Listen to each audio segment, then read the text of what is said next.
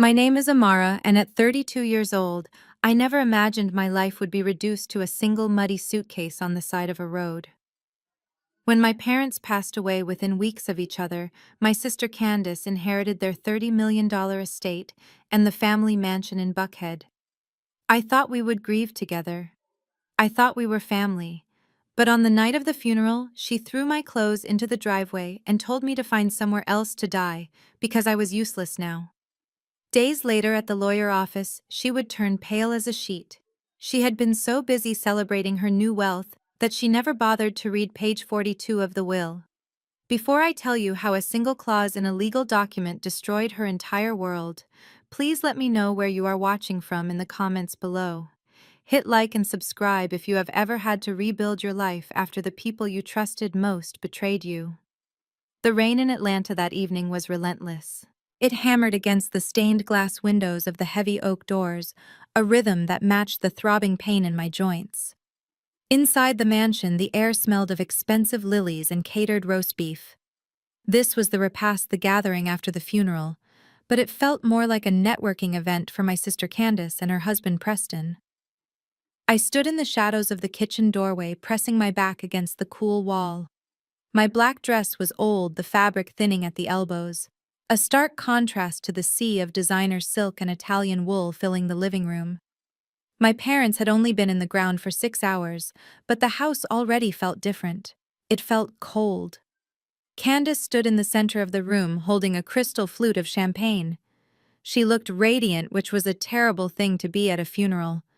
Her hair was laid to perfection, her makeup flawless, and she wore a black dress that likely cost more than my medical bills for the entire year. She was laughing at something a local councilman was saying, her hand resting possessively on Preston's arm. Preston, my brother-in-law, scanned the room with the hungry eyes of a shark. He was a real estate developer who had been trying to get my father to sell this house for a decade. Now that Dad was gone, Preston looked at the crown moldings and the marble floors, not with memories, but with dollar signs in his eyes. I tried to make myself smaller. My lupus was flaring up, triggered by the stress and grief of the last few weeks. My knees felt like they were filled with broken glass, and my hands trembled slightly. I just wanted a glass of water, but I was afraid to step into the crowd. I felt like an intruder in the home where I had grown up. "Excuse me," a voice boomed to my left. I flinched. A heavy-set man with a red face and an expensive watch was thrusting an empty glass toward me. "You are taking too long with the refills. I need another bourbon neat. And make sure it is the good stuff from the cabinet in the study, not the cheap swill on the bar." I stared at him, blinking back tears. He thought I was the help. He thought I was a waitress hired for the event. I opened my mouth to correct him, to tell him that my name was Amara, and that the man we buried today was my father. But the words stuck in my throat. "Oh, just get him the drink, Amara." The voice cut through the noise like a knife. I looked up to see Candace gliding over. She didn't look angry at the man for insulting her sister. She looked annoyed at me. "She is a little slow, sir, please forgive her," Candace said with a tight, apologetic smile directed at the guest. She turned her cold eyes to me. "You heard him, Amara. Go get the bourbon. You are used to serving people anyway, aren't you? Since you spent the last 5 years living here for free, making yourself useful is the least you can do." The humiliation burned hotter than the inflammation in my joints. My own sister was reducing me to a servant at our parents' repast. I looked at Preston, hoping for some defense, but he just smirked and checked his phone. I took the glass. My hands shook as I walked to the study. I did it because I didn't want to cause a scene. I did it because I was too exhausted to fight. I did it because part of me believed her. I had lived here while caring for Mom and Dad. Maybe I really was just a burden. The hours dragged on. Slowly the guests began to filter out, taking their condolences and their gossip with them. The catering staff began clearing the tables, their movements efficient and silent. I sat on a small stool in the kitchen, waiting. I needed to talk to Candace about the timeline. I needed to know if we could keep the medical equipment in the guest room for a few weeks until I figured out where to donate it. Finally, the front door clicked shut for the last time. The silence that followed was heavy and suffocating. I walked into the living room. Candace was kicking off her heels, collapsing onto the velvet sofa. Preston was pouring himself a generous drink from my father's private collection. "Candace," I said softly, "we need to talk about Mom's things. And I need to pick up my prescription tomorrow, but the pharmacy card was in Dad's wallet." Preston turned around. He didn't look tired anymore. He looked energized. He looked like a man who had been waiting for this moment for a very long time. "We don't need to talk about anything," Amara Preston said, taking a sip of the amber liquid. "The only thing we need to discuss is your departure." I frowned, confused. Departure. "I am not going anywhere tonight, Preston. It is pouring rain. I am just going to go to my room and rest. My joints are killing me." "That is not your room anymore," Candace said. She didn't even look at me. She was examining her manicure. "In fact, this isn't your house anymore. It is mine, ours. And frankly, Amara, we are tired. We are tired of the smell of sickness. We are tired of seeing you mope around in those rags. We want a fresh start. And a fresh start doesn't include a 32-year-old woman with no job and a mountain of medical debt living in our guest suite." My heart hammered against my ribs. "Candace, I have lived here for 5 years. I took care of them. I was the one who changed the diapers. I was the one who managed the hospice nurses. You can't just kick me out. I didn't ask you to do any of that," she snapped, finally looking at me. Her eyes were hard, devoid of any sisterly affection. "You did that because you had nowhere else to go. You used their illness as an excuse to leech off them. But the free ride is over." Preston set his glass down on a coaster. He walked over to the hallway closet. He opened it and pulled out a single object. It was my suitcase. The battered gray one I had used since college. It was packed. It was bulging at the seams. "I packed it for you during the service," Preston said with a cruel smile. "I didn't want you to strain yourself carrying heavy loads with your condition. I put your clothes and your toiletries in there. Everything else in the room, the furniture, the books, the electronics stays. It is part of the estate." "You went through my things," I whispered, horror rising in my throat. "I went through my house," Preston corrected. "And you are leaving. Now." "Please," I begged, looking from him to Candace. "I have a flare-up. I can barely walk. I have no money on me. Just let me stay the night. Just one night. I will leave in the morning." Candace stood up. She walked over to me, towering over my shrinking frame. "You are pathetic, Amara. Look at you. You are a sinkhole. You sucked the life out of Mom and Dad, and now you want to suck the life out of us. This house is worth $5 million. I am not going to let it smell like a hospital ward just because you are too lazy to get a job. Find somewhere else to be sick." She grabbed my arm. Her grip was surprisingly strong. I cried out in pain as she yanked me toward the front door. Preston followed, dragging the suitcase. He opened the heavy double doors, and the sound of the storm rushed in.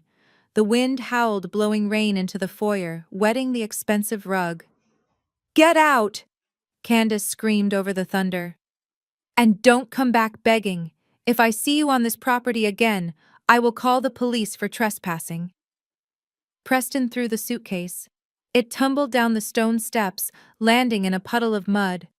The clasp broke, and my clothes spilled out, soaking instantly in the dirty water.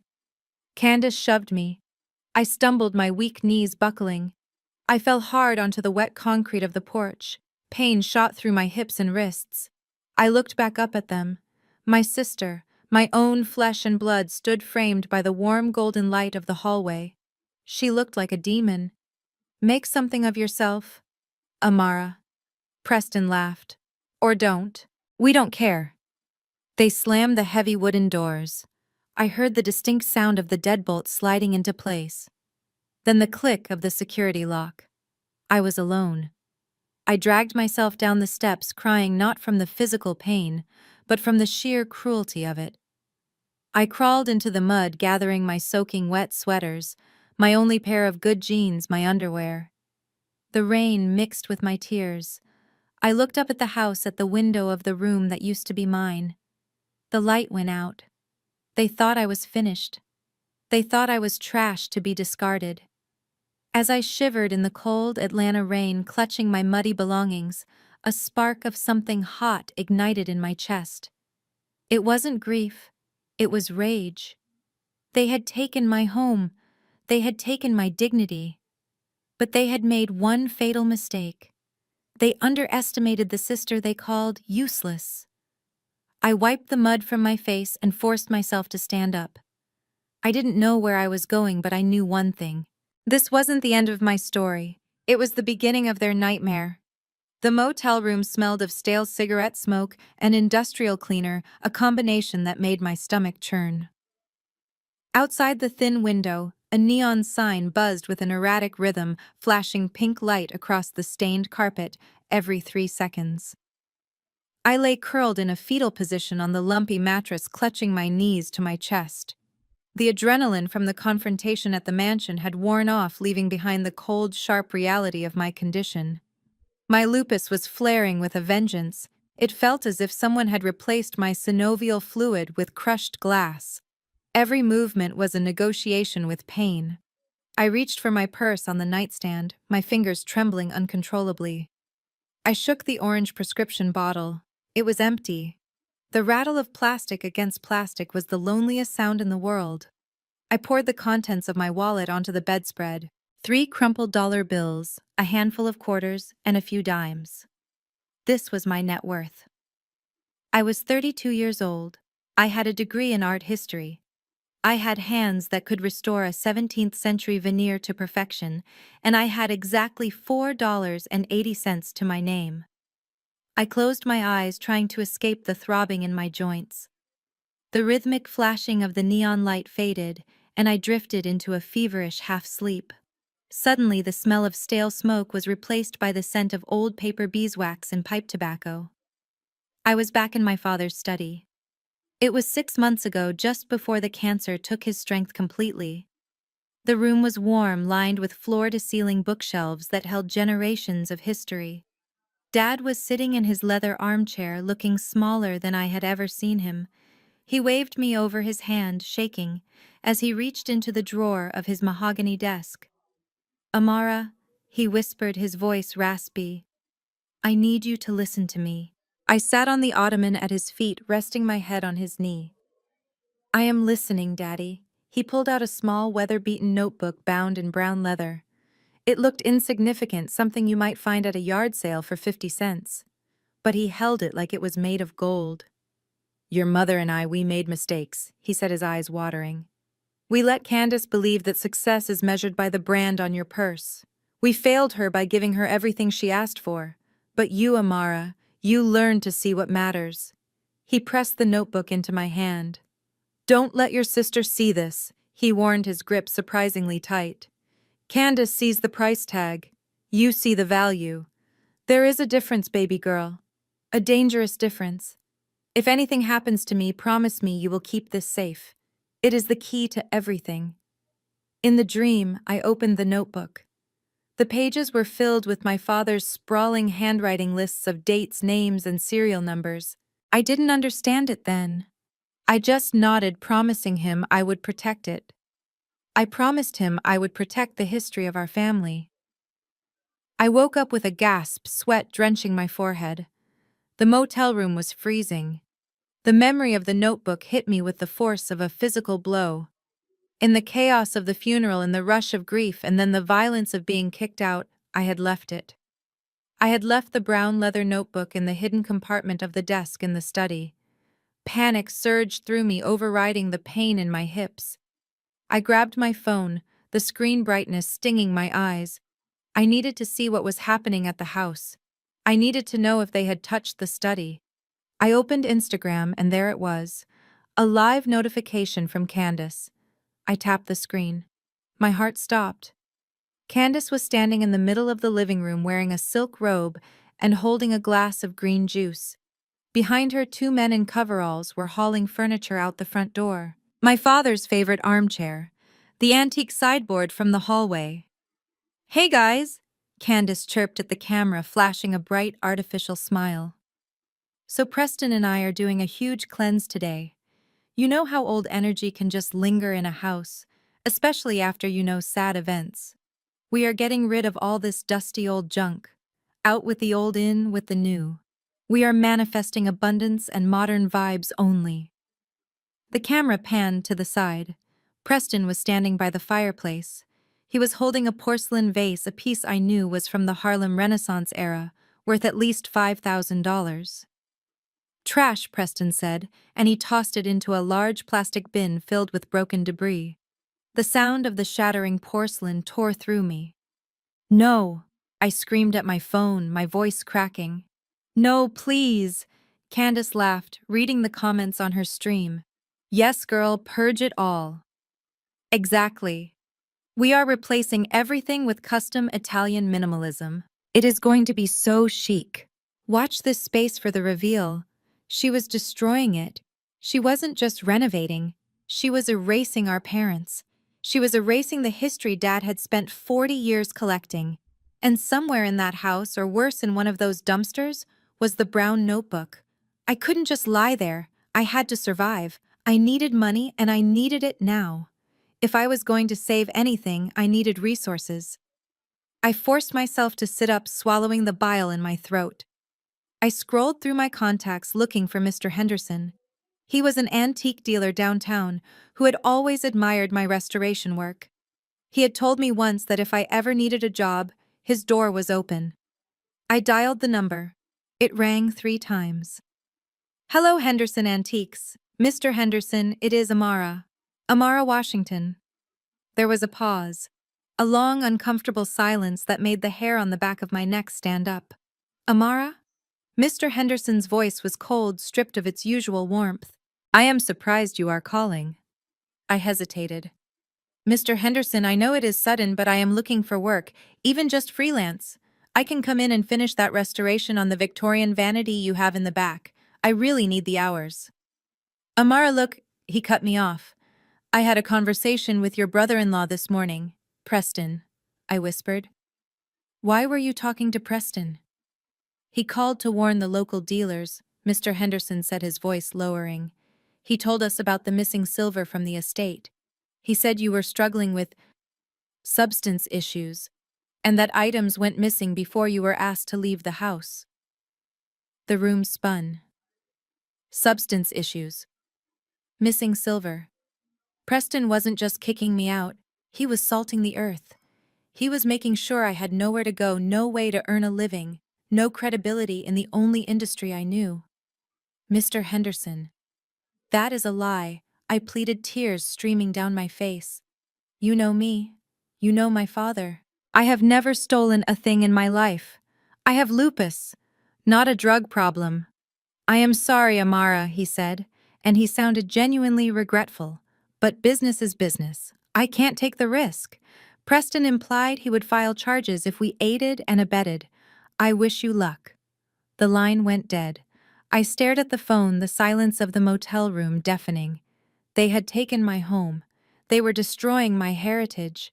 And now they had stolen my name. I looked at the $4 on the bedspread. I looked at my swollen hands. A dark, cold clarity washed over me, numbing the physical pain. Crying wasn't going to save the notebook. Begging wasn't going to clear my name. Preston and Candace thought they had buried me. They thought that by stripping me of my money and my reputation, I would just fade away into the gutter. But they forgot one thing. They forgot that I was the one who restored broken things for a living. I knew how to take something that looked shattered and worthless and find the strength hidden underneath the cracks. I stood up and walked to the bathroom sink. I splashed cold water on my face, watching the dirt and tears swirl down the drain. I wasn't going to sleep. I put on my coat. I had to get back to the house. I had to get to the dumpsters before the garbage trucks came. If the notebook was there, it was the only weapon I had left.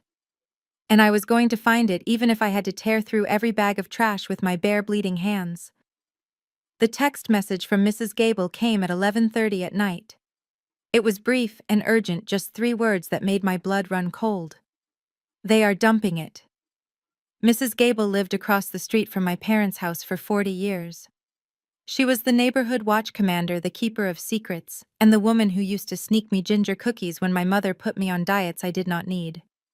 I knew exactly what she meant. I threw my coat over my pajamas, ignoring the stiffness in my knees and the ache in my lower back. My lupus was flaring again, triggered by the stress of the motel and the lack of proper food, but pain was a luxury I could not afford right now. I drove my beat-up sedan through the rain-slicked streets of Buckhead, praying I was not too late. When I turned the corner onto the street that used to be my home, my headlights swept across a scene that broke my heart. A massive industrial dumpster sat on the front lawn looking like a festering metal wound on the perfect green grass. It was overflowing. I parked 3 houses down, killing the engine and the lights. I did not want to wake the neighbors, and more importantly, I did not want to alert the occupants of the house. The rain had stopped, leaving behind a heavy, humid mist that clung to my skin. I crept toward the dumpster, the smell of wet cardboard and old wood hitting me before I even reached the rim. This was not garbage. This was my life. I peered over the edge and gasped. It was a massacre of memories. My father's library was in there. Hundreds of books, first editions of African American literature he had collected since the 70s, were tossed in a heap, their spines broken, their pages swelling with moisture. I saw the easel my mother used to paint on before her arthritis got too bad. I saw the hand-carved rocking chair Dad had built for Candace when she was pregnant, the one she said was too rustic for her modern nursery. They were throwing it all away. To Candace and Preston, these were just old things taking up space. To me, they were the physical evidence that we had existed, that we had loved, that we were a family. I had to get inside. The metal side of the dumpster was slippery and high. I gritted my teeth, grabbed the rim, and pulled myself up. A sharp pain shot through my shoulder, tearing a cry from my throat, but I swallowed it down. I swung my legs over and dropped onto a pile of curtains. The instability of the trash shifted beneath my feet.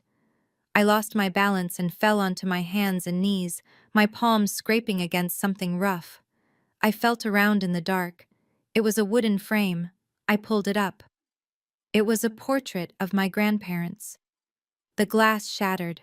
I started digging. I was frantic. I moved piles of clothes, recognizing my mother's Sunday hats and my father's work shirts. I was looking for one thing: the brown leather notebook. Dad said it was the key. He said Candace only saw price tags, but I saw value. I needed to find it before the garbage trucks came in the morning. I tossed aside a broken lamp and a bag of kitchen utensils. My breathing was ragged, loud in the silence of the night. My hands were covered in grime, my fingernails broken. I felt like a scavenger. I felt like the rat Candace accused me of being. Suddenly the world turned white. A blinding light flooded the driveway, pinning me in its glare like an insect on a slide. I shielded my eyes, my heart hammering against my ribs. The floodlights from the second-floor balcony had been turned on. Well, well, well. Look what the cat dragged in. Or should I say, look what the rat dragged out. I looked up, squinting against the brightness. Candace was standing on the master bedroom balcony. She was wearing a silk kimono and holding a glass of wine. She did not look angry. She looked entertained. In her other hand, she held her phone, the flash on recording me. "Preston, come look at this," she called out, her voice dripping with amusement. "You were right. She is literally garbage diving." Preston stepped out onto the balcony. He was wearing a dark robe, his hands in his pockets. He looked down at me with cold, calculating eyes. He did not laugh. He just watched, his gaze sweeping over the mess I had made in the dumpster. I stood up, my legs shaking. "Candace, please. You can't throw this stuff away. These are Dad's books. This is history. It is trash." Amara Candace laughed. "And so are you. Look at you. Crawling around in the filth where you belong. Smile for the camera, sis. My followers are going to love this." The fallen sister reduced to picking through my leftovers. She zoomed in. I could feel the lens capturing my dirty face, my desperate eyes, my shame. I wanted to curl into a ball and disappear. I wanted to scream. But then I looked at Preston. He wasn't looking at me. He was looking at where my hands were digging. He was looking for something too. He knew there were things of value hidden in this house, things he hadn't found yet. If he knew I was looking for the notebook, he would come down here and take it. I had to act fast. I had to ignore the humiliation. Let them film, let them mock. I had a mission. I turned my back to the balcony and kept digging, forcing myself to tune out Candace's cruel commentary. "Oh my God, she is still going!" Candace shrieked with laughter. "Have some dignity, Amara. Go buy your own junk." My hand brushed against something hard and rectangular buried under a pile of old National Geographic magazines. It was a wooden box, a cigar box. My heart skipped a beat. Dad didn't smoke cigars, but he used old boxes to store things. I recognized the smell of cedar. I pulled it out, shielding it with my body, so Preston couldn't see exactly what it was. I cracked the lid open just an inch. Inside, resting on a bed of velvet, was the brown leather notebook. And next to it, something I hadn't expected. A heavy iron key ring with 3 old-fashioned keys. They didn't look like house keys. They looked industrial. I slammed the box shut and shoved it deep inside my coat, clutching it against my chest. I had it. I turned back to the balcony.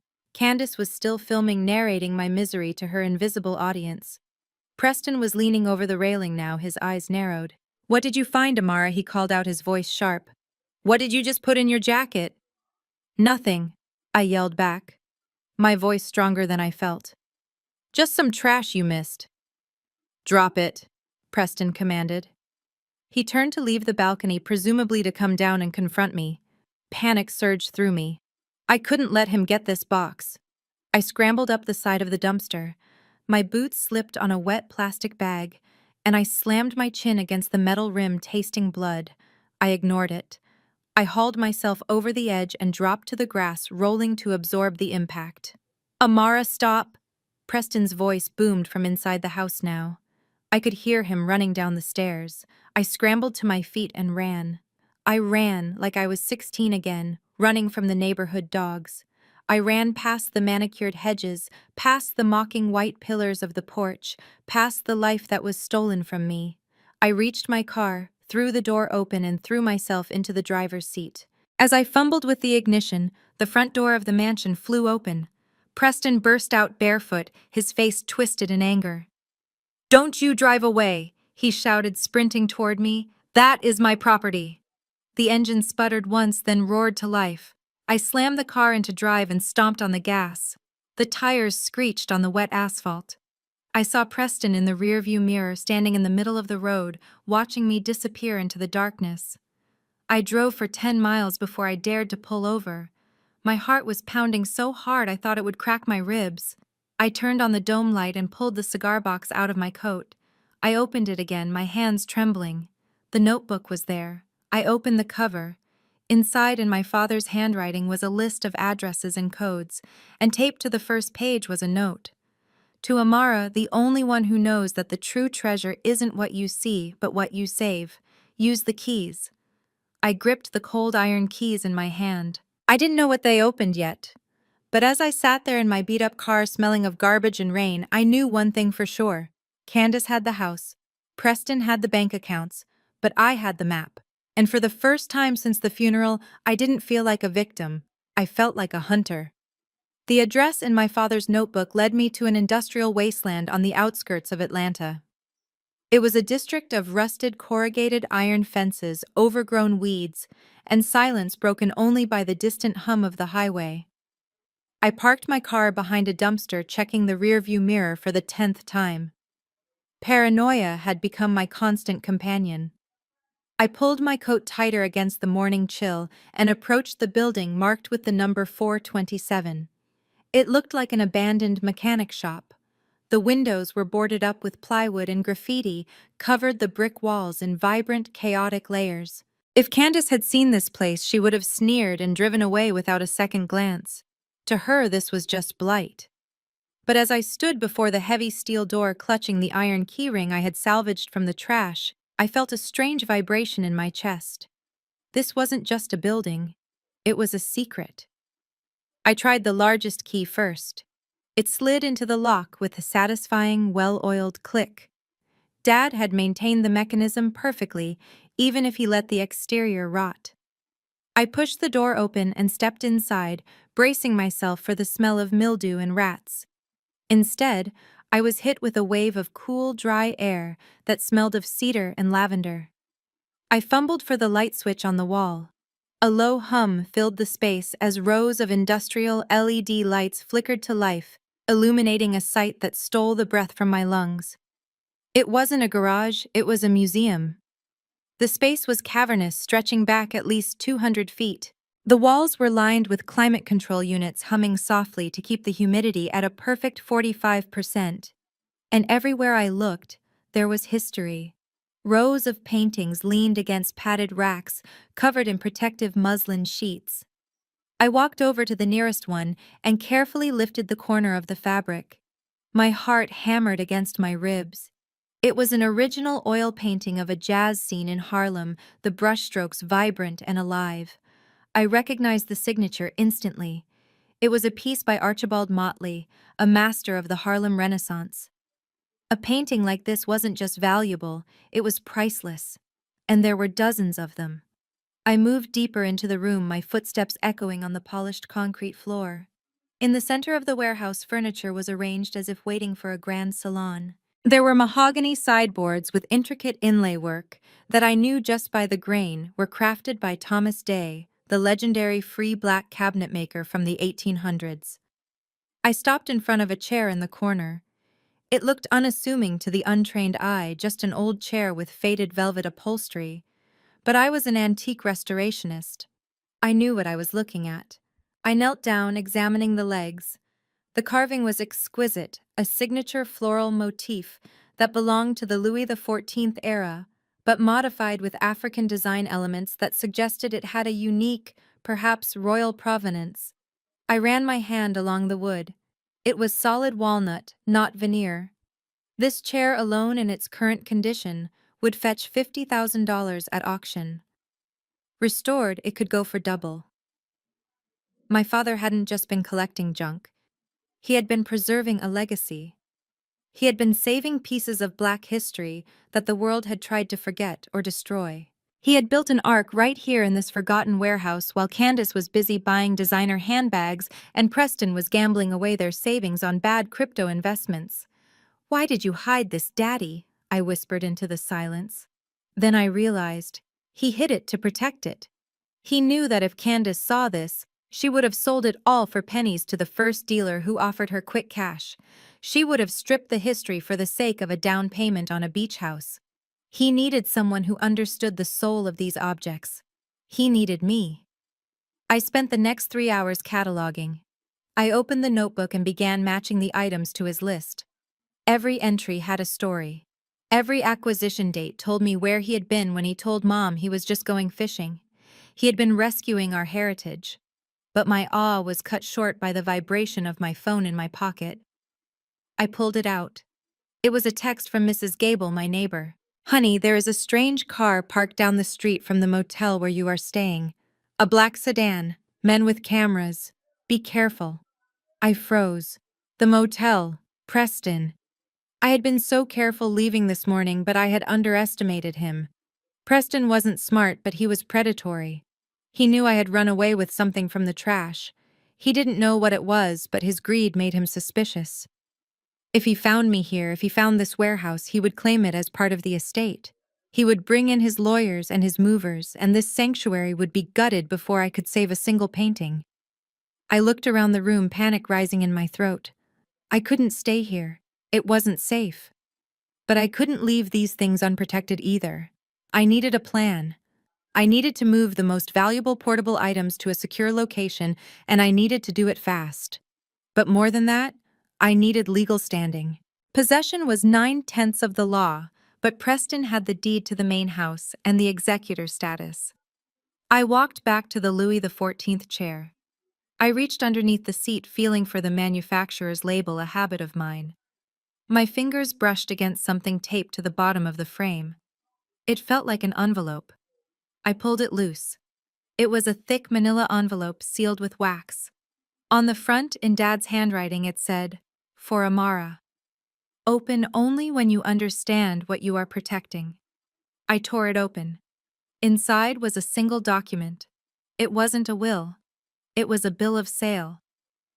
Dated 5 years ago, it transferred ownership of the warehouse and all its contents to a generic LLC named Phoenix Restoration. I frowned. I had never heard of Phoenix Restoration.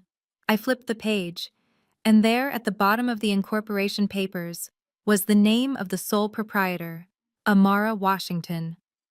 I gasped, dropping the paper. Dad hadn't just left me a notebook.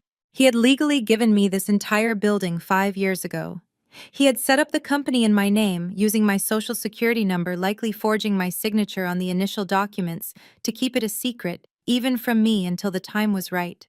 I was the owner. Candace couldn't touch this, Preston couldn't touch this, but they didn't know that yet.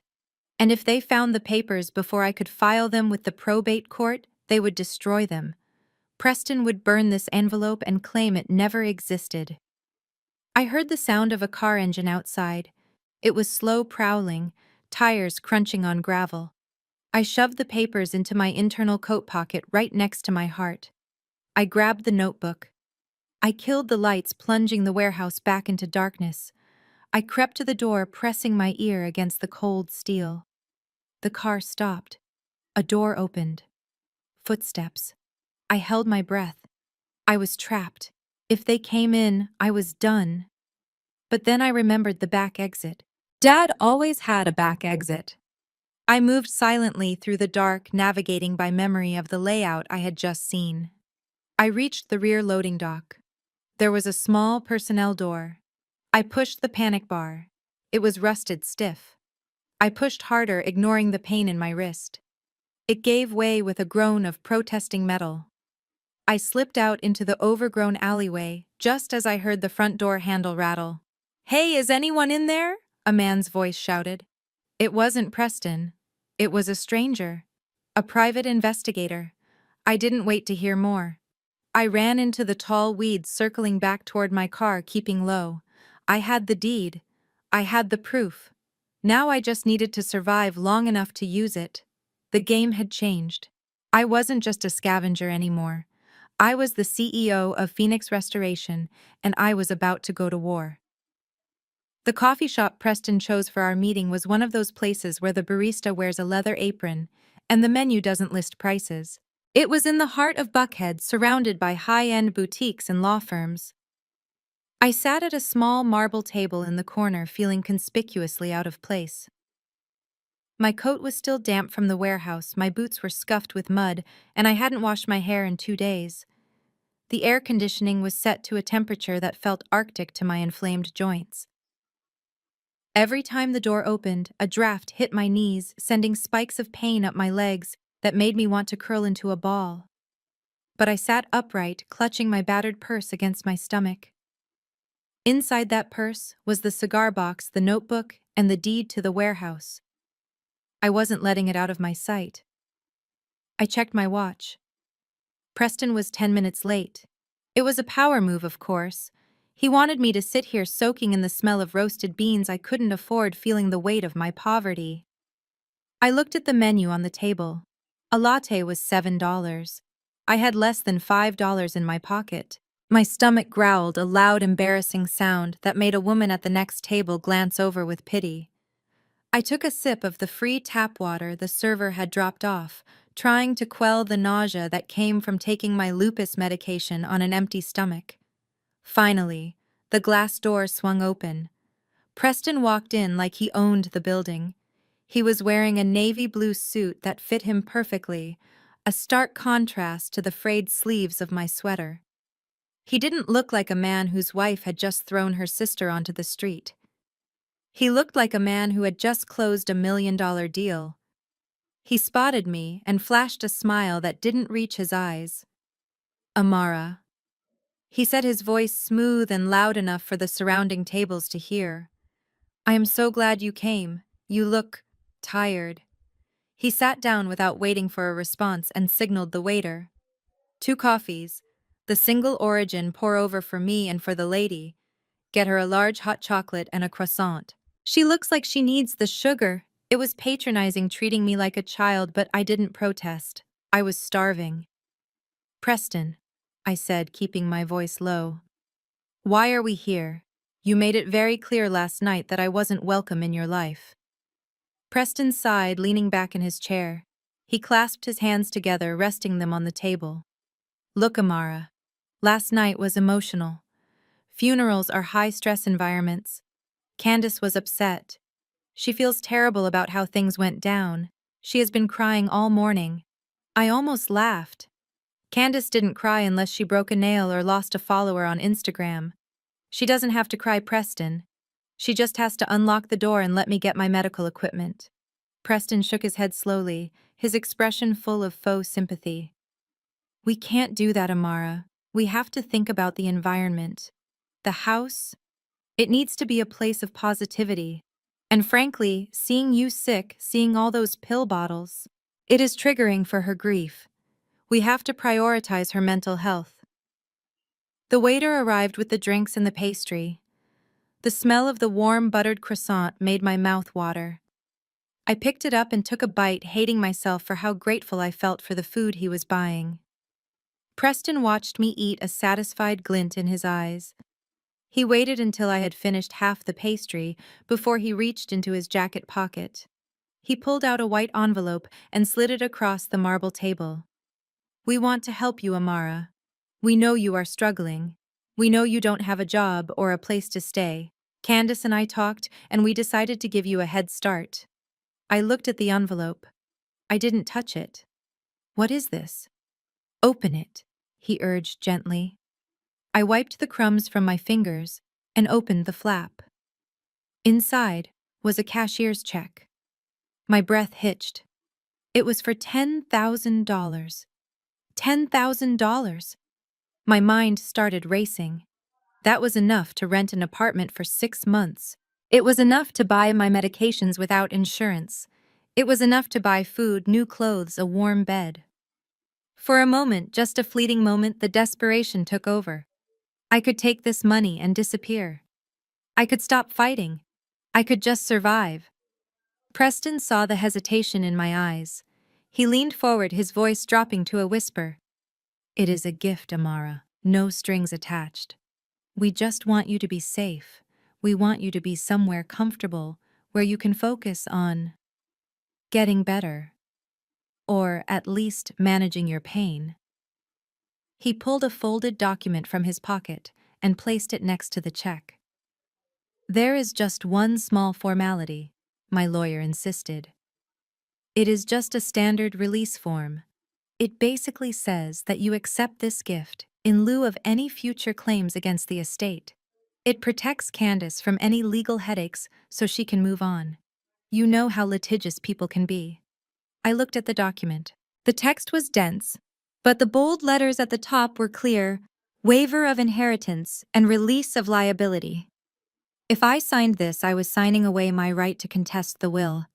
I was signing away my right to the house, to Dad's collection, to everything.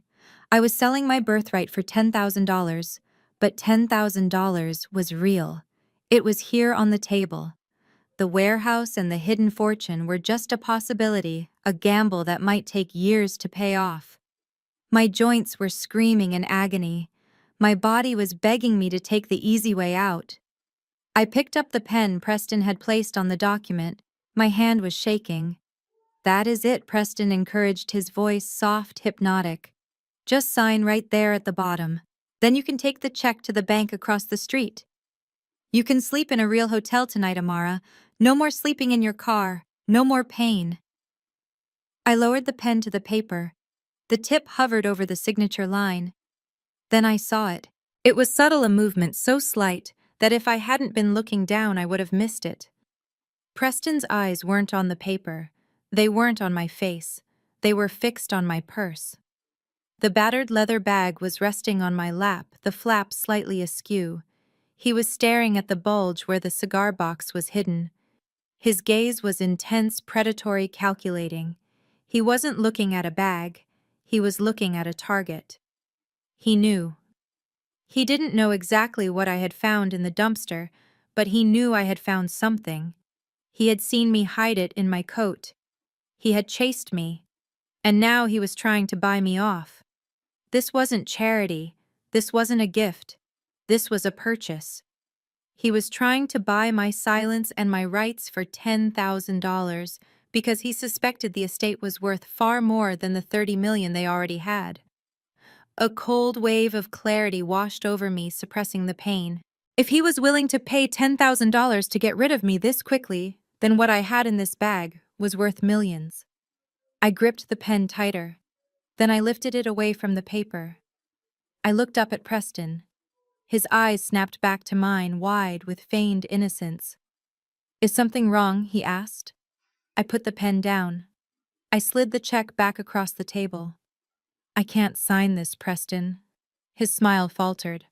"Amara, be reasonable. This is a lot of money. It is more than you have ever seen in your life. Don't be stupid." "I am not being stupid," I said, my voice steady for the first time in days. "I am being careful. Dad always told me to read the fine print. I think I will wait until the official reading of the will before I sign anything, and I will wait for the probate court to release the full inventory of assets." Preston's face hardened. The mask of the benevolent brother-in-law vanished, revealing the cruel, greedy man underneath. He snatched the check off the table. "You are making a mistake, Amara. A very big, very expensive mistake." I stood up, pulling my purse tight against my side. "I don't think I am. I think you are afraid, Preston. I think you are afraid of what I might find if I start asking questions." He stood up too, towering over me. He leaned in close, his breath hot against my ear. "You want to play hardball? Fine. Let's see how hard you can play when you can't walk." He pulled out his phone. "You are still on your parents' health insurance plan, right? The one that covers your lupus medication, the infusions that cost $4,000 a month?" My heart stopped. He knew that was my lifeline. Without that insurance, I would be crippled within weeks. "I am the executor now," Preston hissed. "I control the policy. If you walk out that door without signing this paper, I am canceling your coverage effective immediately.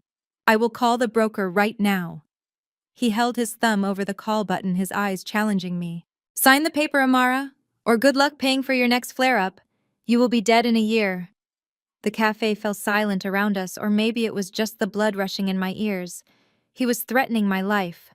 He was holding a gun to my head, and the bullet was my own immune system. I looked at the check, then at his cruel, smiling face. I thought of the warehouse. I thought of the notebook. I thought of Dad. "Do it," I whispered. Preston blinked. "What?" "Cancel it," I said, louder this time. "Cancel the insurance. Keep the $10,000. Keep the house. But you won't keep me quiet. And you definitely won't get my signature." I turned and walked away. My legs were shaking so badly I thought I would collapse, but I forced myself to put one foot in front of the other. I walked out of the air conditioning and into the humid Atlanta heat. I had no money. I had no insurance. I had just declared war on a man who held all the cards. But as I clutched my bag to my chest, I knew I had the one card that mattered. I just had to live long enough to play it. Leaving that cafe without taking Preston's money was the most terrifying thing I had ever done. But walking away with my dignity intact ignited a fire in my belly that outweighed the fear. I sat in my car watching Preston storm out. A few minutes later, his phone pressed to his ear, undoubtedly screaming at his insurance broker to cut me off. He thought he had just signed my death warrant. He did not know he had just signed his own. I drove straight back to the warehouse. I did not turn on the lights this time. I used the flashlight on my phone, moving quickly to the small safe in the back office that my father had shown me how to open when I was 12. Inside was the emergency fund of the collection. Small, high-value items that could be liquidated quickly without drawing the attention of major auction houses. I bypassed the diamond cufflinks and the gold coins. I reached for a small velvet pouch containing a Patek Philippe pocket watch from 1928. It was not just a watch. It was a custom piece engraved with the initials of a famous Harlem Renaissance poet who had been a personal friend of my great-grandfather. I knew exactly who to take it to.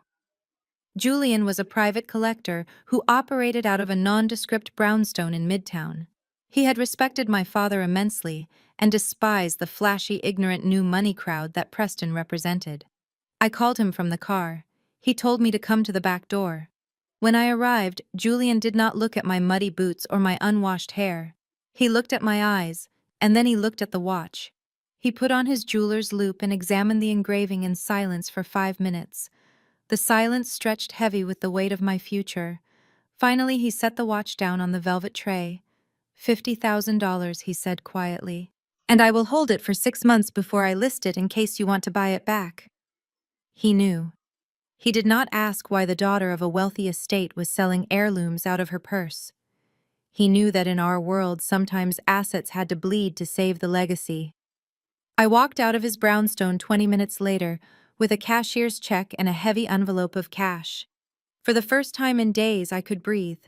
I stopped at a pharmacy and paid cash for my medication, ensuring my physical survival for another month. Then I drove to the one place Preston had forbidden anyone in the family to visit for the last year: the law offices of Elijah Whitaker. Mr. Whitaker had been my father's attorney and best friend for 40 years. He was the one who taught me how to play chess. But when Dad got sick, Preston had convinced my mother that Whitaker was senile and incompetent, effectively barring him from the estate planning and replacing him with his own corporate sharks. The receptionist looked up as I entered the wood-paneled waiting room. She gasped. "Amara," she whispered, "we heard about the funeral. We heard—" She trailed off, looking at my disheveled appearance. "Mr. Whitaker is in court, but he will be back any minute. Please sit down."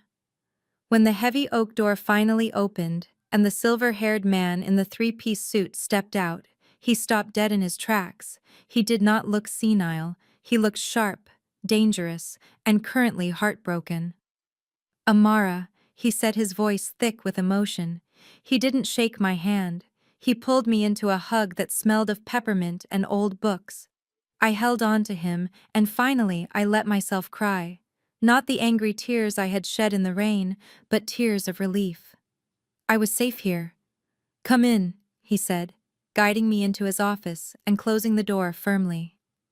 He poured me a glass of water and sat opposite me, his hands folded on his desk. "I have been waiting for you, Amara. I knew you would come. I tried to go to the funeral, but Preston had security turn me away at the gate." "He turned you away?" I asked, shocked. "You were Dad's best friend."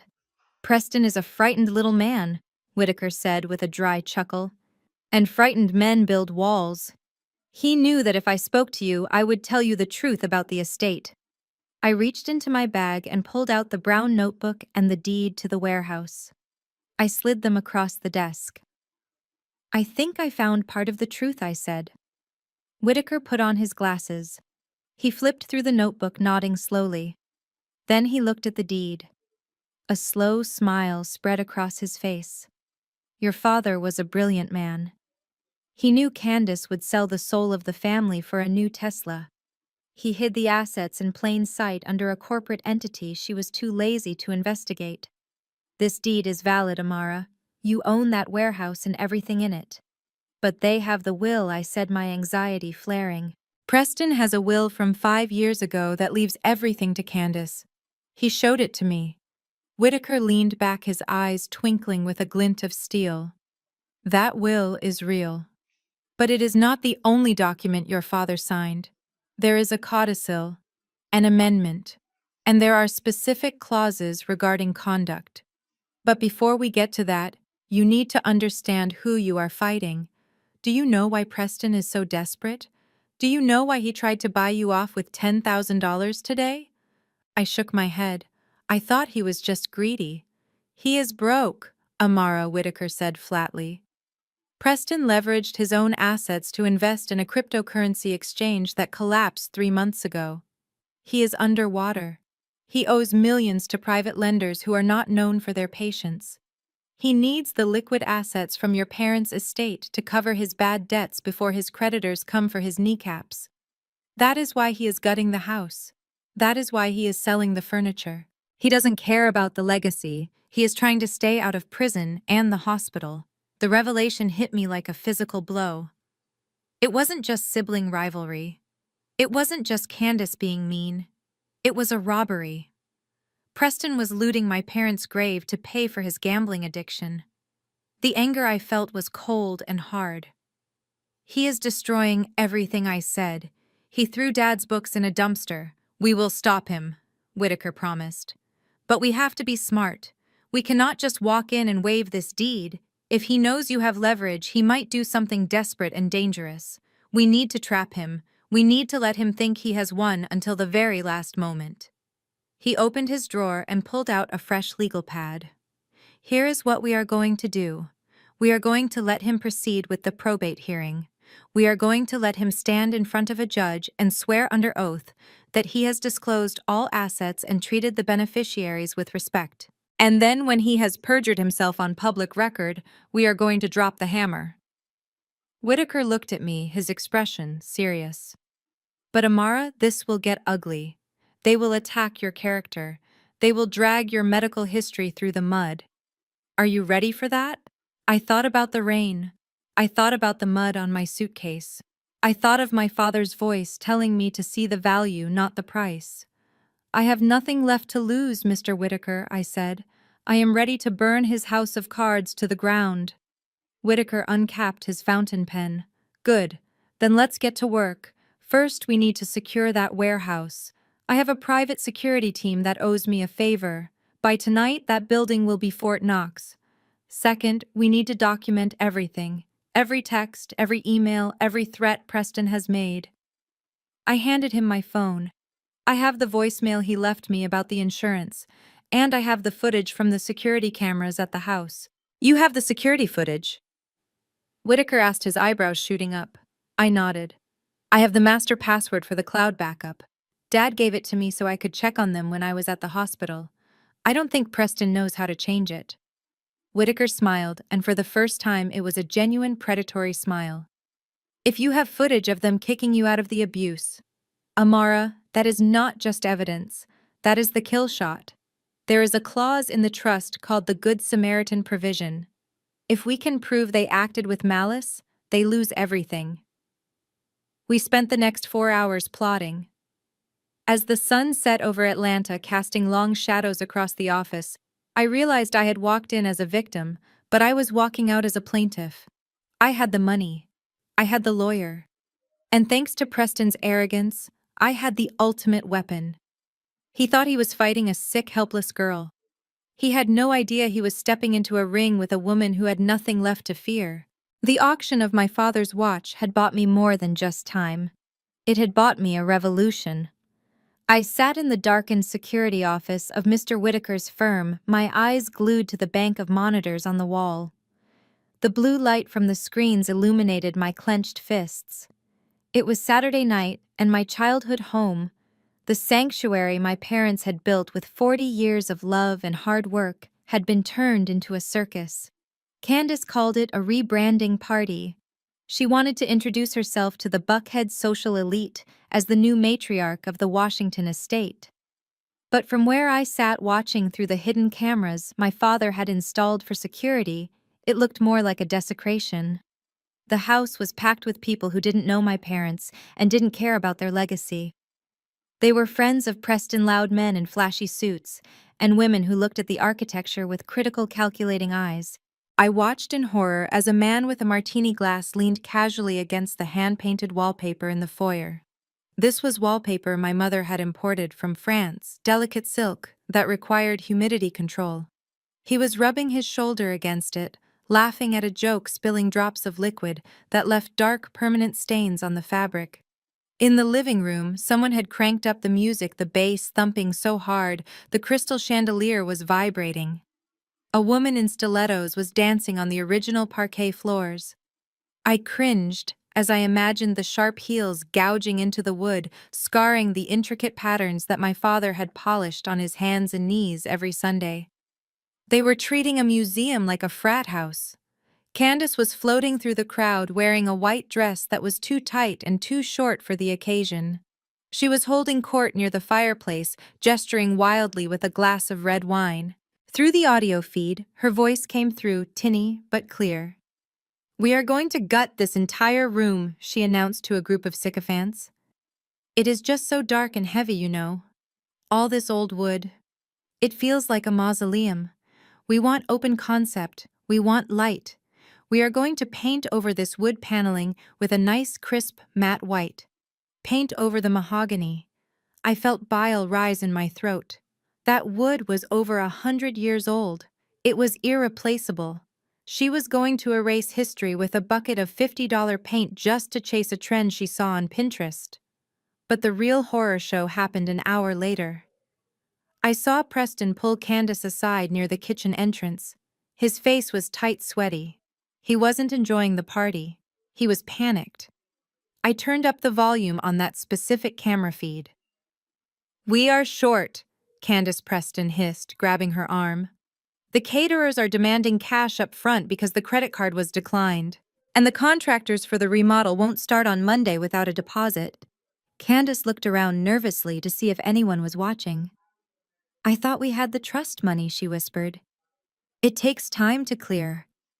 Preston lied smoothly. "I know he was lying because I knew the accounts were frozen until probate closed." He continued, "We need cash tonight, just to float us until the big transfer comes through." Candace looked desperate. She didn't want to be embarrassed in front of her new friends. She didn't want the music to stop or the food to run out. Her eyes darted around the room and landed on the hallway leading to the study. The hallway was lined with a series of portraits. They were somber, dignified paintings of African American leaders from the Reconstruction era. My father prized them above almost everything else. "Those," Candace said, pointing a manicured finger, "they are creepy anyway. Their eyes follow me when I walk to the bathroom. Get rid of them." Preston nodded. "I know a guy. He buys estate contents. He is waiting in the service van out back." My heart hammered against my ribs. No, not the portraits. I watched as Candace marched down the hallway. She didn't use gloves, she didn't check the frames, she just yanked the paintings off the wall one by one. She stacked them on the floor like they were old pizza boxes. These were works of art that belonged in the Smithsonian, and she was treating them like garage sale leftovers. Preston hauled them out the back door to the service entrance. I switched camera views. A shady-looking man in a leather jacket was waiting by a white van. He looked at the paintings and shrugged. $500 for the lot," the man said. "The frames are chipped. 500. My father had paid 10,000 for just one of them in 1995. "Fine, just take them," Preston snapped. He took the wad of cash and shoved it into his pocket. I couldn't scream. I couldn't call the police. If I intervened now, they would know I was watching. They would find the cameras and cut the feed, and I would lose my eyes on the inside. I had to be smarter. I had to let the crime happen so I could solve it. I grabbed my phone and dialed a number. My hands were shaking, but my voice was steady. "Sarah, it is happening. They just sold the Reconstruction collection to a liquidator in a white van. License plate Georgia Bravo, Tango 49. He is heading south on Peachtree." Sarah was a friend from art school, a petite woman who looked harmless but negotiated like a shark. She was already positioned 3 blocks away in her truck waiting for my signal. We had anticipated this. We knew Preston needed money, and we knew he would liquidate the portable assets first. "I am on him," Amara Sarah said. "Do I have authorization to buy?" "Buy everything," I said. "Don't let him leave with a single scrap of canvas." I watched the screen as Preston walked back into the party looking relieved. He handed a few bills to the head caterer, and the music got louder. He thought he had solved his problem. He thought he was a genius. He had sold a fortune for pocket change, and he was celebrating his own stupidity. 2 hours later, my phone buzzed. It was a photo from Sarah. The back of her truck was filled with the portraits. They were safe. She had intercepted the van driver at a gas station and offered him $2,000 cash for the junk he had just bought. The driver, thinking he had just made a quadruple profit in 20 minutes, handed them over with a laugh. I stared at the photo on my phone screen.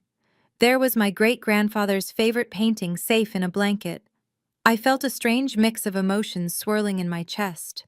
There was the deep, aching grief of seeing my home disrespected, of watching strangers trample on my memories. But underneath that, there was a cold, hard satisfaction. Candace and Preston were digging their own graves. Every time they sold an asset, they were creating a paper trail of theft and mismanagement. Every time they destroyed property, they were violating the terms of the trust they hadn't bothered to read. They were handing me the evidence on a silver platter, and they were funding my legal battle with their own ignorance. I looked back at the monitors. Candace was now standing on a table holding a bottle of champagne, laughing hysterically. She looked like a queen. She had no idea she was already a pauper. "Enjoy the party, sister," I whispered to the screen. "Drink the expensive wine. Dance on the expensive floors. Because when the music stops, you won't even own the shoes on your feet." I saved the video clip of the transaction to 3 different hard drives. Then I leaned back in my chair and waited. The night was young and I had a feeling they weren't done making mistakes, and I would be right here watching every single one of them. The notification light on my phone was pulsing red when I woke up on Tuesday morning. It wasn't the slow rhythmic pulse of a single missed message.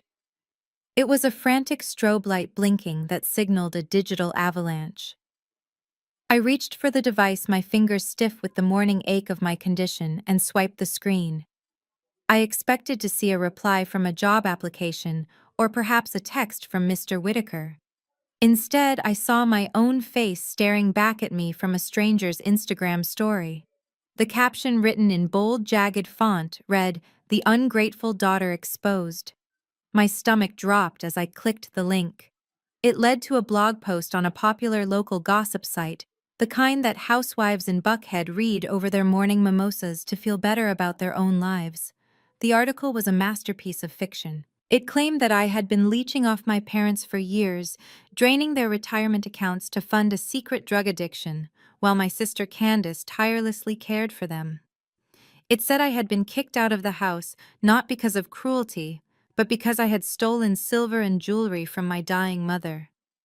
The comments section was a cesspool of judgment.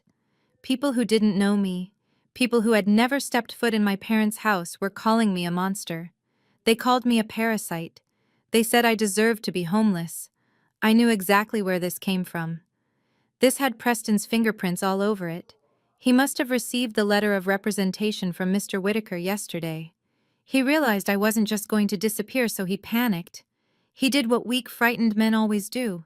He tried to destroy my reputation so that no one would believe me when I finally told the truth. He was trying to win the court of public opinion because he knew he was going to lose in the court of law. I tried to put the phone down, but the vibration was constant. Anonymous numbers started texting me hateful messages. My LinkedIn profile was flooded with spam. The pressure in my chest began to build a physical weight that had nothing to do with anxiety and everything to do with my lupus. Stress is poison to a body like mine. It triggers the immune system to attack itself, and within hours, I could feel the familiar, terrifying heat rising in my joints. My skin felt like it was burning. My breath came in short, shallow gasps. By noon, I couldn't stand up. The motel room spun violently. I tried to reach for my water glass, but my hand wouldn't cooperate. The glass shattered on the floor, the sound exploding in my ears like a gunshot. I collapsed onto the carpet, my vision narrowing to a pinprick of light.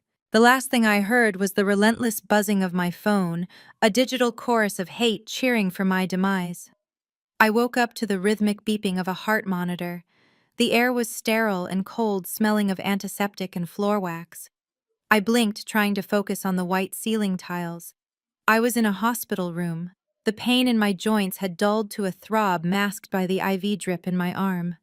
I turned my head and saw a silhouette sitting in the plastic chair by the window. It wasn't Candace. It wasn't Preston. It was Mr. Whitaker. He was reading a file, the light from the window catching the silver in his hair. When he saw I was awake, he closed the folder and leaned forward, his expression grave but kind. "You gave us quite a scare, Amara," he said softly. "The motel manager found you. You have been out for 24 hours. I tried to sit up, but he gestured for me to stay down. Rest," he commanded gently. "You are fighting a war on 2 fronts now, your body and your family, and you cannot win the second if you lose the first." Tears pricked my eyes. "They are destroying me, Mr. Whitaker. You should see what they are saying online. They are saying I am an addict. They are saying I stole from mom. How can I fight that? I need to post a statement. I need to show my medical records. No, Whitaker said. His voice was sharp, cutting through my panic. You will do no such thing. You will not post. You will not comment. You will not defend yourself. But silence looks like guilt, I argued, my voice cracking. Silence looks like guilt to fools, Whitaker corrected. To a judge, silence looks like dignity. And right now, we are not playing to the gallery, we are playing to the bench. He stood up and walked to the side of my bed. He looked down at me, and for the first time he let his professional mask slip. He looked angry. Not at me, but for me. Preston has made a fatal error, Whitaker whispered. By attacking your character publicly, he has opened a door he cannot close. He thinks he is discrediting you, but what he is actually doing is proving malice. He pulled a chair closer and lowered his voice as if the walls had ears. There is something I haven't told you yet, Amara. Something in the trust that your father insisted on. It is a rare provision called the Good Samaritan Clause. I frowned. I had never heard of it. Your father knew Candace was selfish, Whitaker explained. But he didn't know if she was cruel. He wanted to give her a chance. So the trust states that Candace inherits the bulk of the liquid assets only if she demonstrates a duty of care toward her family members, specifically you, for a period of 1 year after his death. If she acts with malice, if she causes harm, or if she abandons a family member in need, she forfeits her position as primary beneficiary. My heart skipped a beat. Forfeits everything. Whitaker confirmed. But here is the catch. We have to prove it wasn't just a sibling squabble. We have to prove systemic malicious intent to harm. And we have to prove that you did nothing to provoke it. That is why you must stay silent. If you get into a mudslinging fight on Facebook, Preston's lawyers will argue it was a mutual conflict.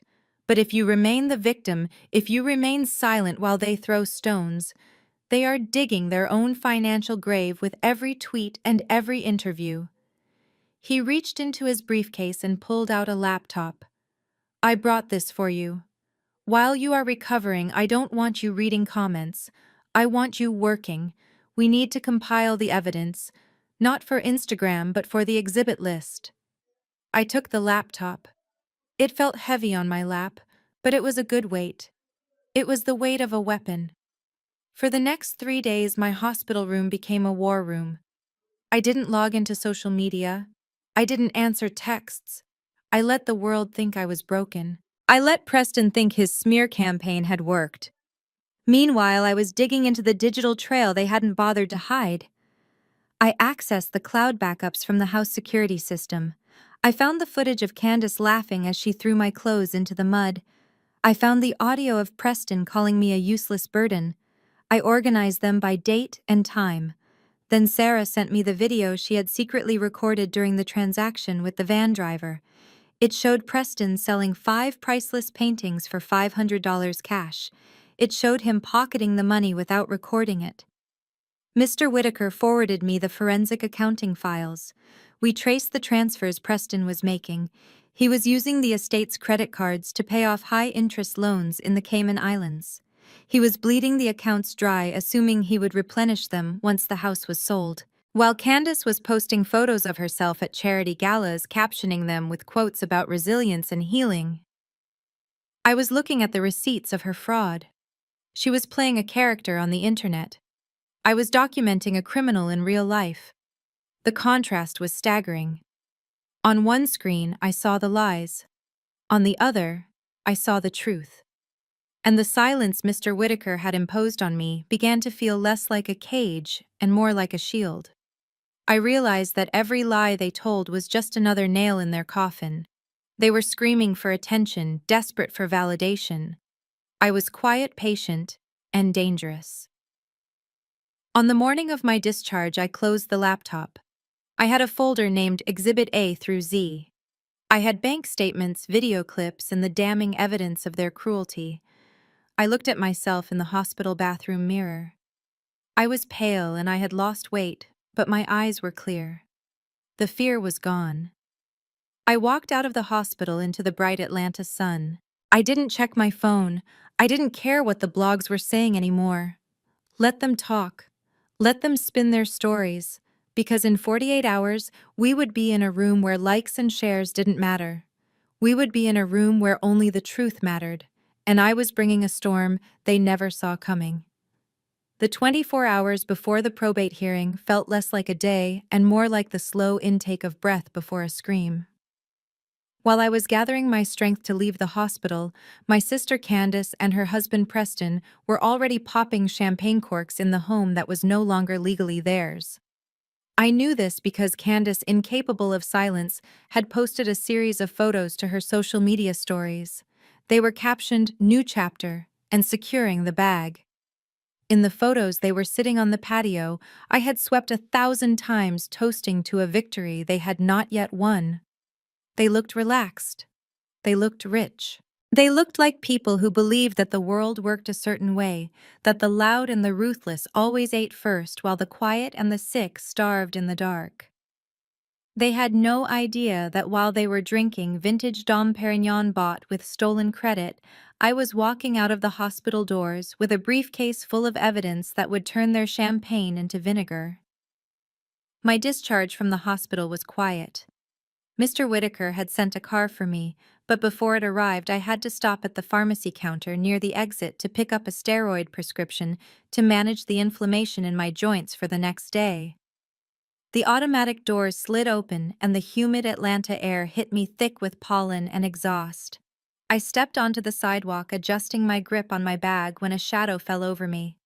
I did not need to look up to know who it was.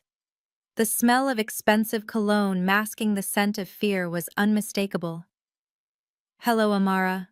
Preston was leaning against a black luxury SUV parked in the loading zone. He was wearing sunglasses, though the sky was overcast. He looked like a shark in a suit, sleek and predatory. He pushed off the car and took a step toward me, violating my personal space. I kept walking, my eyes fixed on the waiting sedan Mr. Whitaker had sent. "Don't walk away when I am talking to you," Preston said, his voice low and menacing. He reached out and grabbed my arm right above the elbow, where the IV bruise was still fresh. I stopped. I didn't pull away. I just looked at his hand, then up at his face. "Let go of me, Preston." He tightened his grip. "You are a stubborn girl, Amara. Stupid and stubborn. We offered you a way out. We offered you $10,000. Do you know how much rent that covers in the neighborhood you are going to end up in? A lot? I am not interested in your money," I said, my voice steady, despite the racing of my heart. "You should be," he hissed, leaning in closer so only I could hear. "Because if you walk into that courtroom tomorrow, you are walking into a slaughter. We have the will. We have the character witnesses. We have stories about your drug use that will make the judge vomit.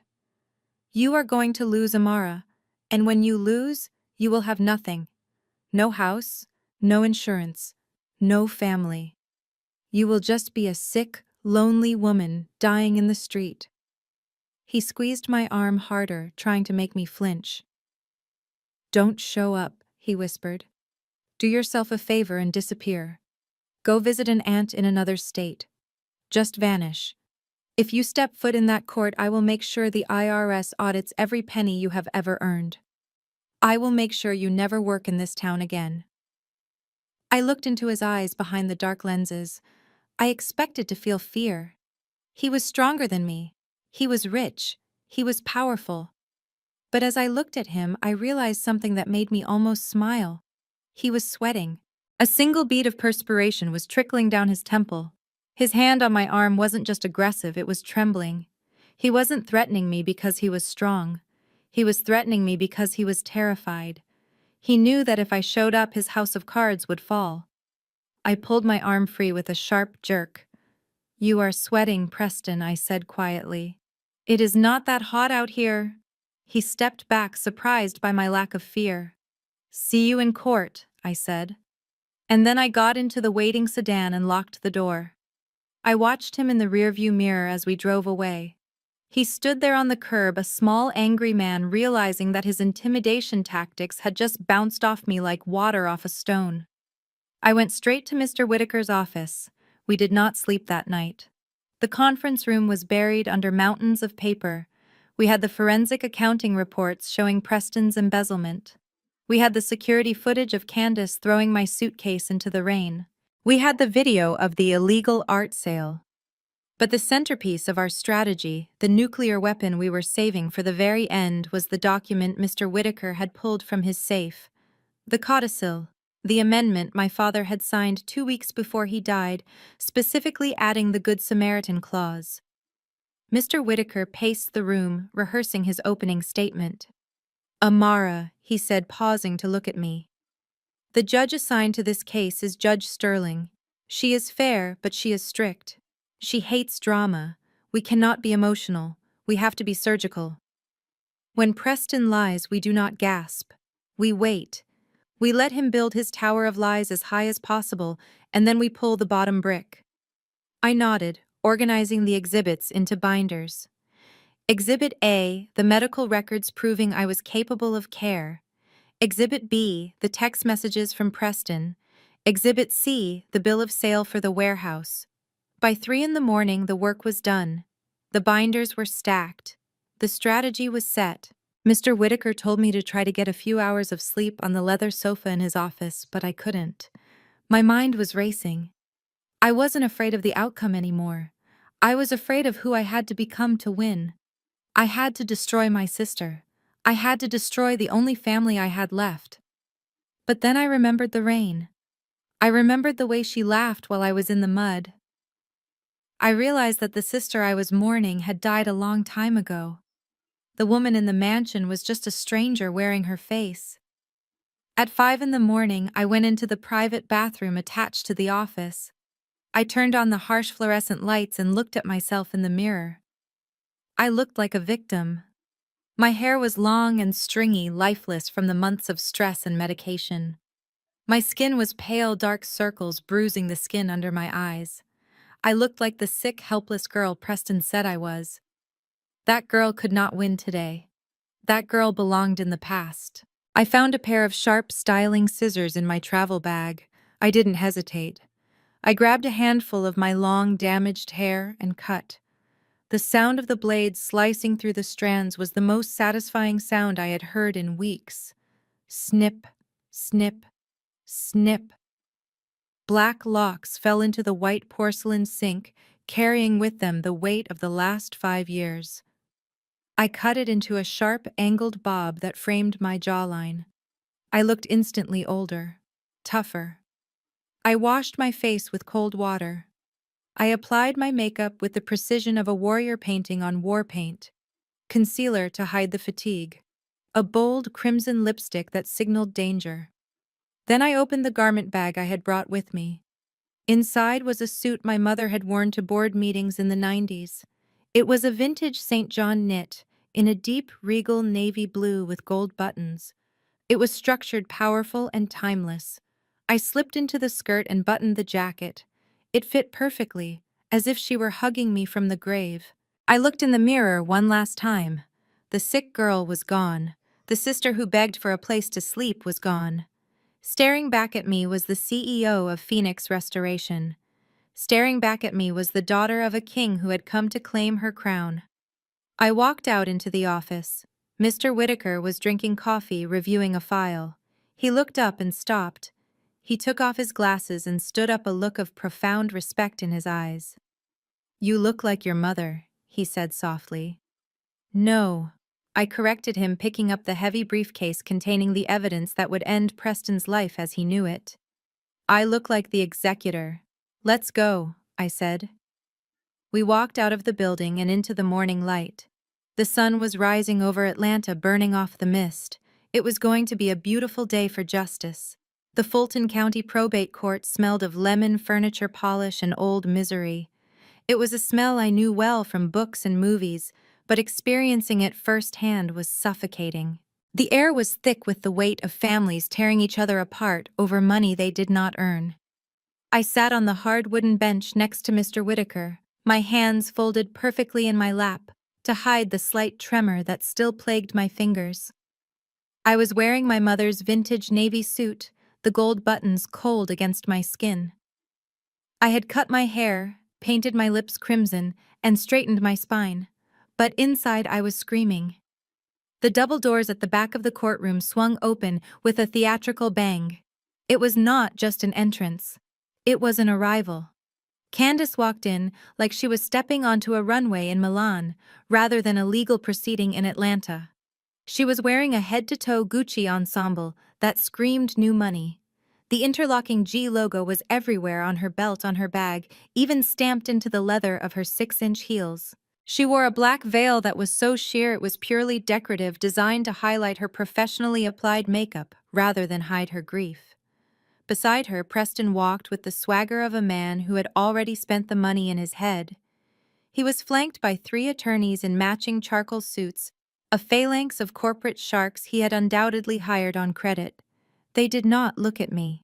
They looked through me. To them, I was just an obstacle, a piece of furniture that had been inconveniently placed in their path to the bank. They sat at the plaintiff's table, arranging their expensive leather binders and whispering confidently to one another. I saw Preston smirk as he glanced at Mr. Whitaker. He probably thought it was pathetic that I had hired my father's old semi-retired lawyer while he had a team from a top downtown firm. He did not know that Mr. Whitaker had more law in his little finger than Preston's entire team had in their collective hard drives. "All rise," the bailiff announced. Judge Patterson entered. She was a formidable woman with steel-gray hair pulled back into a severe bun and eyes that looked like they could detect a lie from 50 paces. She sat down, adjusted her robes, and looked over her spectacles at the 2 tables. "We are here for the probate hearing of the estate of Franklin and Odessa Washington," she said, her voice dry and authoritative. "Let us proceed." Preston's lead attorney stood up. He was a young, aggressive man named Mr. Vance, who spoke with the rapid-fire cadence of a salesperson. "Your Honor," he began, buttoning his jacket. "This case is simple. We have a valid last will and testament dated 5 years ago. It names my client, Candace Washington Smith, as the primary executor and sole beneficiary of the estate. We also have ample evidence to suggest that the other sibling, Ms. Amara Washington, is unfit to manage any portion of this inheritance due to chronic health issues and a history of financial instability." I felt the blood drain from my face. Unfit. Financial instability. They were not just trying to take the money, they were trying to erase my personhood. Mr. Vance continued pacing in front of the bench. "Ms. Amara suffers from severe lupus, a condition that, while unfortunate, has rendered her dependent on her parents for years. She has no steady employment. She has no assets. Placing a multi-million-dollar estate in her hands would be negligent. Her parents knew this. That is why they left everything to Candace. They wanted Candace to be the guardian, the steward. They knew Amara needed to be taken care of, not burdened with responsibility. It was a brilliant, twisted narrative. They were painting their greed as charity. They were stealing my birthright and calling it protection. I dug my fingernails into my palms to keep from standing up and shouting. Mr. Whitaker placed a calming hand on my arm. He did not say a word, but his grip was firm. Weight his touch seemed to say, "Let them talk." Mr. Vance called his first witness. Candace. My sister walked to the stand, pausing to dab at dry eyes with a lace handkerchief. She sat down, looked at the judge, and began the performance of her life. "It has been so hard, Your Honor," Candace said, her voice trembling just the right amount. "Taking care of Mom and Dad at the end. It was exhausting. I was there every day. I cooked their meals, I managed their medications. I sacrificed my own career to be their rock." I stared at her, my mouth going dry. Candace had been to the house exactly 3 times in the last 6 months of their lives. Once to borrow money, once to show off a new car, and once to complain that Dad wasn't lucid enough to sign a check. I was the one who slept in the chair next to the hospital bed. I was the one who learned how to administer morphine. I was the one who held Mom's hand when she took her last breath. and Amara Candace continued looking sadly in my direction. I love my sister, I really do. But she made it so difficult. She would disappear for days. She was always asking them for money. I think she was jealous of the bond I had with them. Mom told me right before she passed that she was worried Amara would squander everything on her lifestyle. What lifestyle? I wanted to scream. My lifestyle of buying generic ibuprofen and eating ramen noodles so I could afford the heating bill. The judge nodded slowly, taking notes. I saw the look on her face. It was sympathy. She saw a polished, successful woman grieving her parents and trying to deal with a troubled, sick sister. The narrative was working. On paper, Candace looked like the responsible citizen, and I looked like the liability. Preston leaned back in his chair, crossing his legs. He caught my eye and winked. It was a tiny, imperceptible movement, but it hit me like a slap. He thought he had already won. He thought the courtroom was just a formality. Mr. Vance concluded his questioning. The estate is substantial, Your Honor. $30 million in assets, including the family home and various investments. My client Candace simply wants to honor her parents' wishes. She wants to secure the legacy. She has already begun the hard work of organizing the property, cleaning out the hoard of junk her father left behind, and modernizing the investments. Cleaning out the hoard. That is what they called my father's life work. That is what they called the history I had saved from the dumpster. Judge Patterson looked over at our table. Mr. Whitaker, do you have any cross-examination or opening statements? Mr. Whitaker stood up slowly. He did not button his jacket. He did not pace. He just stood there, leaning slightly on the table, looking like a grandfather who was disappointed in his grandchildren. We do, Your Honor, Mr. Whitaker said, his voice deep and gravelly. But not yet. We would like to reserve our time until the plaintiff has fully rested their case. We want the record to be complete. The judge frowned slightly but nodded. Very well. Mr. Vance, do you have any further witnesses? We do not. Your Honor, Vance said, looking smug. The will speaks for itself. The medical records speak for themselves. We ask for a summary judgment to confirm the validity of the 2018 will and grant full executorship to Candace Washington Smith. The courtroom went silent. The air conditioner hummed a low drone that sounded like a countdown. This was the moment. They had laid out their entire lie. They had put it on the public record under oath. They had perjured themselves a dozen times in the last hour. Judge Patterson looked at me. Ms. Washington, you have been very quiet. Your sister has made some serious claims about your capacity and your conduct. Do you have nothing to say? I looked at the judge. Then I looked at Candace, who was checking her reflection in the back of a spoon on the table. Then I looked at Preston, who was checking his watch, probably calculating how long until he could transfer the funds to his Cayman account. I stood up. My legs did not shake. My heart was pounding, but it was a war drum, not a panic attack. I picked up the heavy black briefcase sitting at my feet. I placed it on the table with a solid thud that echoed through the room. I reached inside and pulled out a single silver USB drive. I held it tightly in my hand. It was cold and small, but it contained the weight of the world. We have a lot to say, Your Honor, I said, my voice clear and ringing off the mahogany walls, but we prefer to show it. And I believe once you see what is on this drive, the question won't be about my capacity. It will be about their liberty. Candace stopped checking her reflection. Preston stopped checking his watch. For the first time since they walked in, the arrogance in the room began to crack. The air pressure shifted. The storm had arrived. The silence in the courtroom following my statement was absolute. It was the kind of silence that usually precedes a natural disaster, the moment when the birds stop singing because they know the hurricane is making landfall. I sat back down, my heart hammering a rhythm against my ribs, and looked at Mr. Whitaker. He gave me a barely perceptible nod, adjusted his glasses, and stood up. He moved with the slow, deliberate grace of an old lion who knows he does not need to roar to be dangerous. He walked to the center of the room, holding a simple manila folder in his hand. It looked insignificant compared to the stack of leather-bound binders on the plaintiff's table, but I knew that inside that folder lay the ruin of my sister's arrogance. Mr. Whitaker placed the folder on the podium and looked up at Judge Patterson. "Your Honor, we do not dispute the existence of the 2018 will presented by the plaintiff. It was indeed signed by Franklin and Odessa Washington 5 years ago. However, the law recognizes that life is not static. Relationships change, circumstances change, and people change. The plaintiff would have this court believe that my client's parents remained frozen in time, blind to the reality of their family dynamic. But they were not blind. They were watching." He opened the folder and pulled out a document stamped with a blue notary seal.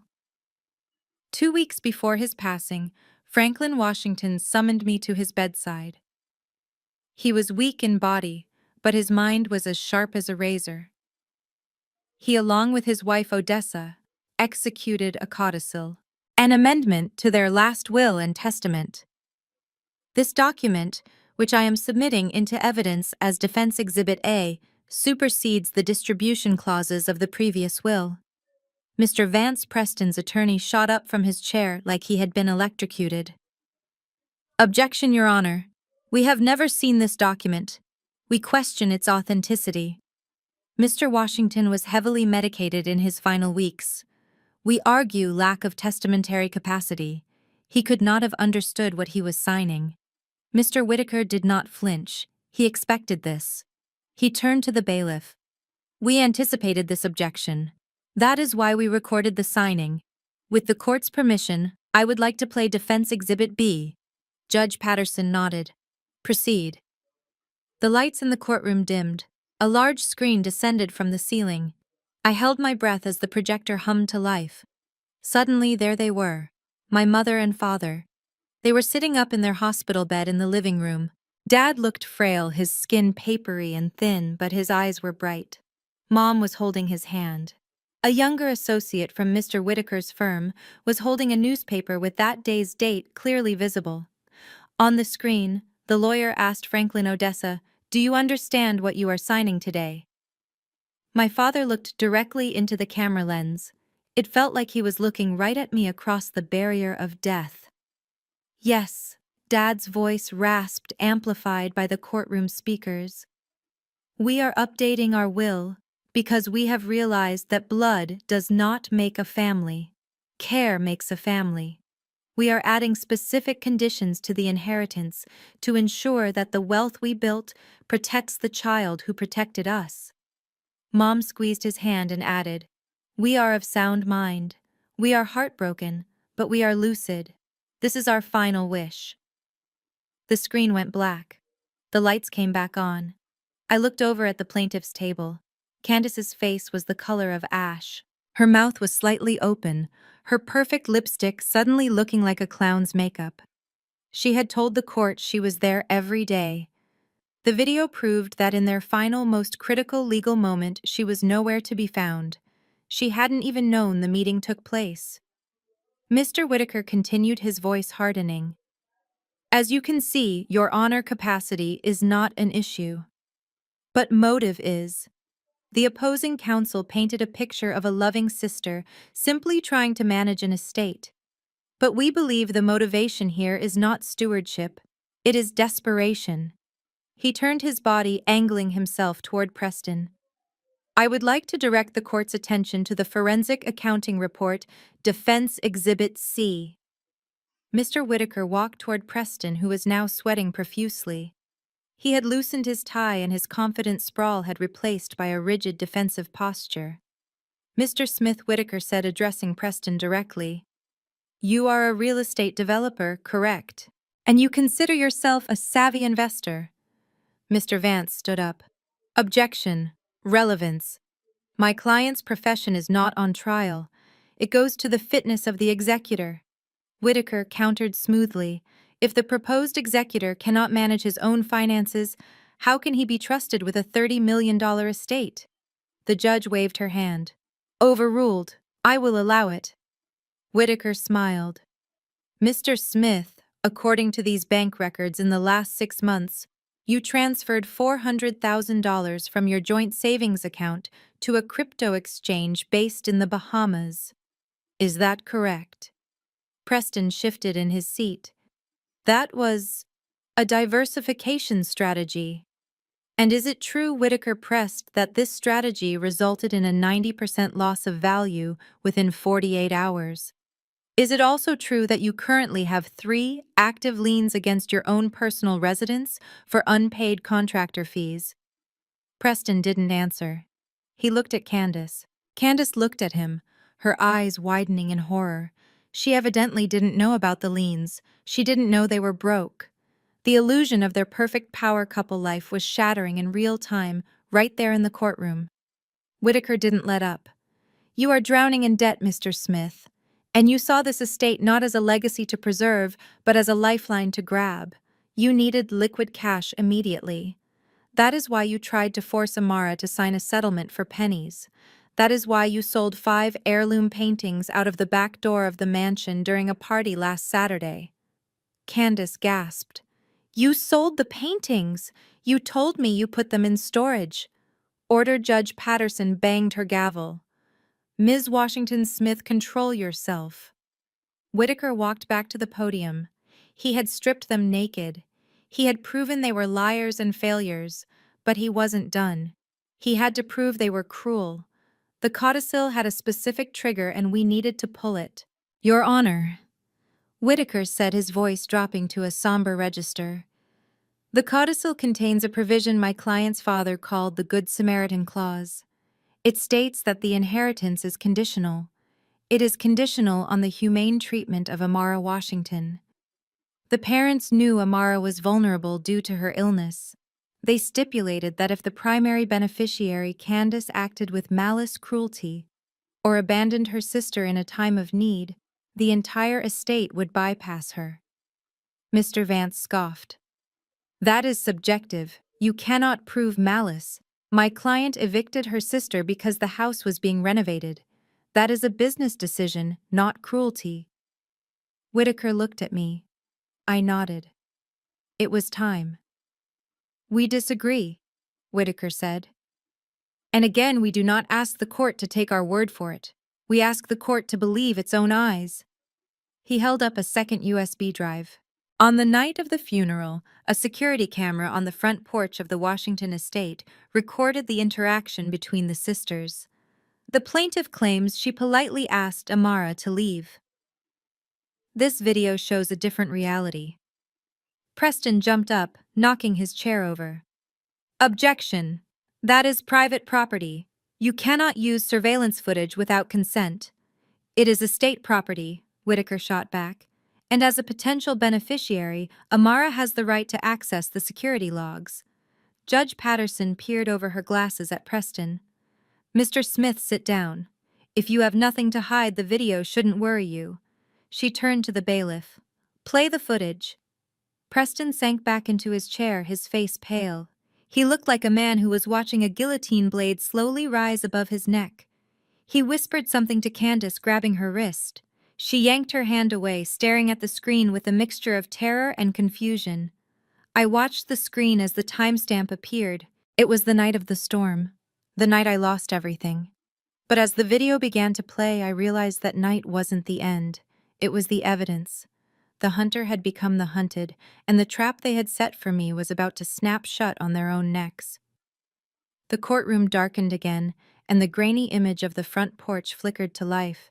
The lights in the courtroom dimmed, until the only illumination came from the glowing rectangle of the projection screen descending from the ceiling.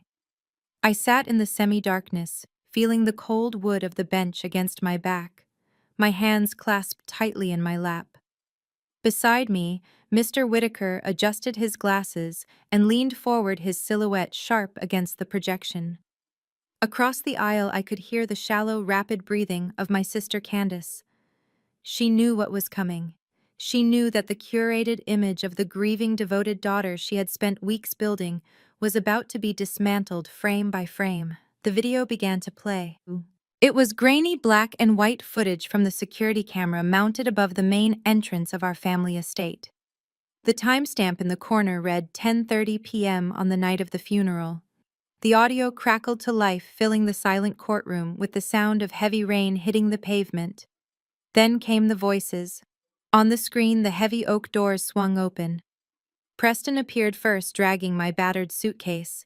He looked nothing like the polished businessman sitting at the plaintiff's table today. On screen, he was disheveled, his face twisted in a sneer. He hauled the suitcase to the edge of the porch and with a violent heave threw it down the stairs. The sound of the luggage hitting the wet concrete was a dull, heavy thud that made several jurors flinch. Then came Candace. She stepped out into the storm still wearing her funeral dress. She pointed a finger at the figure standing in the rain, which was me. The courtroom speakers amplified her voice, stripping away any possibility of denial. "Find somewhere else to die." Amara, the digital version of Candace, screamed. "You are useless now. The free ride is over." A collective gasp rippled through the gallery. The jurors looked from the screen to the woman sitting at the plaintiff's table. Candace was staring at her lap, her face hidden behind her hair. But the video was not done.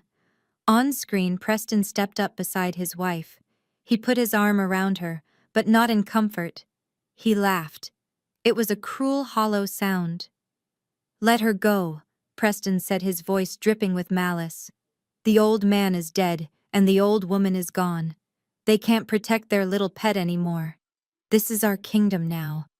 The video froze on that frame. The image of them standing on the porch, safe and dry, while I stood in the mud, was burned into the retina of every person in the room. The lights flickered back on. The silence that followed was suffocating. It was heavy with judgment. Judge Patterson stared at the frozen image for a long moment, before slowly turning her gaze to Preston. Her expression was one of pure, unadulterated disgust.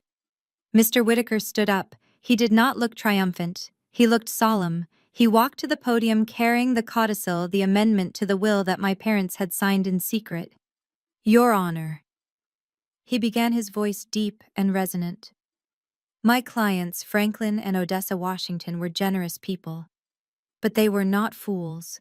They knew that money changes people. They knew that greed can rot a family from the inside out. And they feared deeply what might happen to their youngest daughter, Amara, once they were gone." He opened the document to a specific page.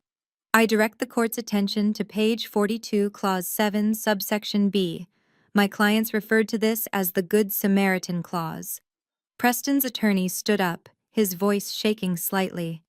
"Objection. This is highly irregular." "Sit down, Mr. Vance," Judge Patterson snapped, not even looking at him. "Read the clause, Mr. Whitaker." Whitaker lifted the paper and began to read. "I, Franklin Washington, being of sound mind, do hereby stipulate that the inheritance of the primary beneficiary, Candace Washington Smith, is conditional. It is contingent upon her demonstrating a duty of care, kindness, and family unity toward her sister, Amara Washington, for a period of 1 year following our death." Whitaker paused, letting the words sink in. He looked directly at Candace. The clause continues. "If at any point the primary beneficiary acts with malice, cruelty, or forcibly removes Amara Washington from the family home without just cause, or if she fails to provide for her sister's medical well-being, then the conditional inheritance is immediately revoked." "Revoked," Preston whispered, his face draining of color. Whitaker raised his voice for the final sentence. "In the event of such revocation triggered by verifiable evidence of malice, the entirety of the estate, including all real property, liquid assets, and investments, shall bypass the primary beneficiary completely. 100% of the estate shall be transferred immediately and irrevocably to the sole remaining beneficiary, Amara Washington, who has demonstrated the true values of this family." The words hung in the air like the tolling of a bell. 100%. Preston stood up so fast his chair flew backward and crashed onto the floor. "No," he screamed, his voice cracking. "That is a lie. That is a fake document. It is a trap. They set us up." Mr. Whitaker calmly closed the folder. The video we just watched, Mr. Smith, was the trigger. By throwing your sister-in-law out into the rain, by denying her access to her home and her medication, and by mocking the memory of the deceased, you pulled the trigger yourself. You didn't just evict Amara. You evicted yourselves from the will. Beside him, Candace made a sound like a wounded animal. She looked at Preston, then at me, and finally at the judge. The realization hit her with the force of a physical blow. The Gucci dress, the remodeling plans, the high society dreams, it was all gone. It turned to ash in her mouth. Her eyes rolled back in her head, and she slumped sideways, sliding off her chair in a dead faint. Candace Preston yelled, but he didn't reach down to help her. He looked at the judge, panic wild in his eyes. "Your Honor, she is sick. She didn't mean it. We can explain." Judge Patterson banged her gavel. The sound was sharp and final. "There is nothing to explain, Mr. Smith," the judge said, her voice like steel. "The evidence is incontrovertible. The video speaks for itself, and the will speaks for itself. The Good Samaritan clause has been activated by your own hands." She looked down at her paperwork and signed a document with a flourish. "I am hereby ruling in favor of the defense. The conditional inheritance of Candace Washington Smith is declared void due to violation of the moral clause. The entire estate is awarded to Amara Washington, effective immediately. Furthermore, I am ordering a forensic audit of Mr. Smith's finances regarding the missing assets mentioned earlier. Bailiff, please assist Mrs. Smith." Next case. Pandemonium erupted. Reporters in the back row were already typing on their phones. The bailiff moved toward Preston, who was still shouting that it was a conspiracy. Candace was groaning on the floor, her expensive veil tangled around her face. I sat perfectly still. I felt Mr. Whitaker's hand on my shoulder. "We did it, Amara," he whispered. I looked across the aisle at the chaos. I looked at the sister who had told me to die, now lying helpless on the floor. I looked at the brother-in-law who had called me useless, now facing a criminal investigation.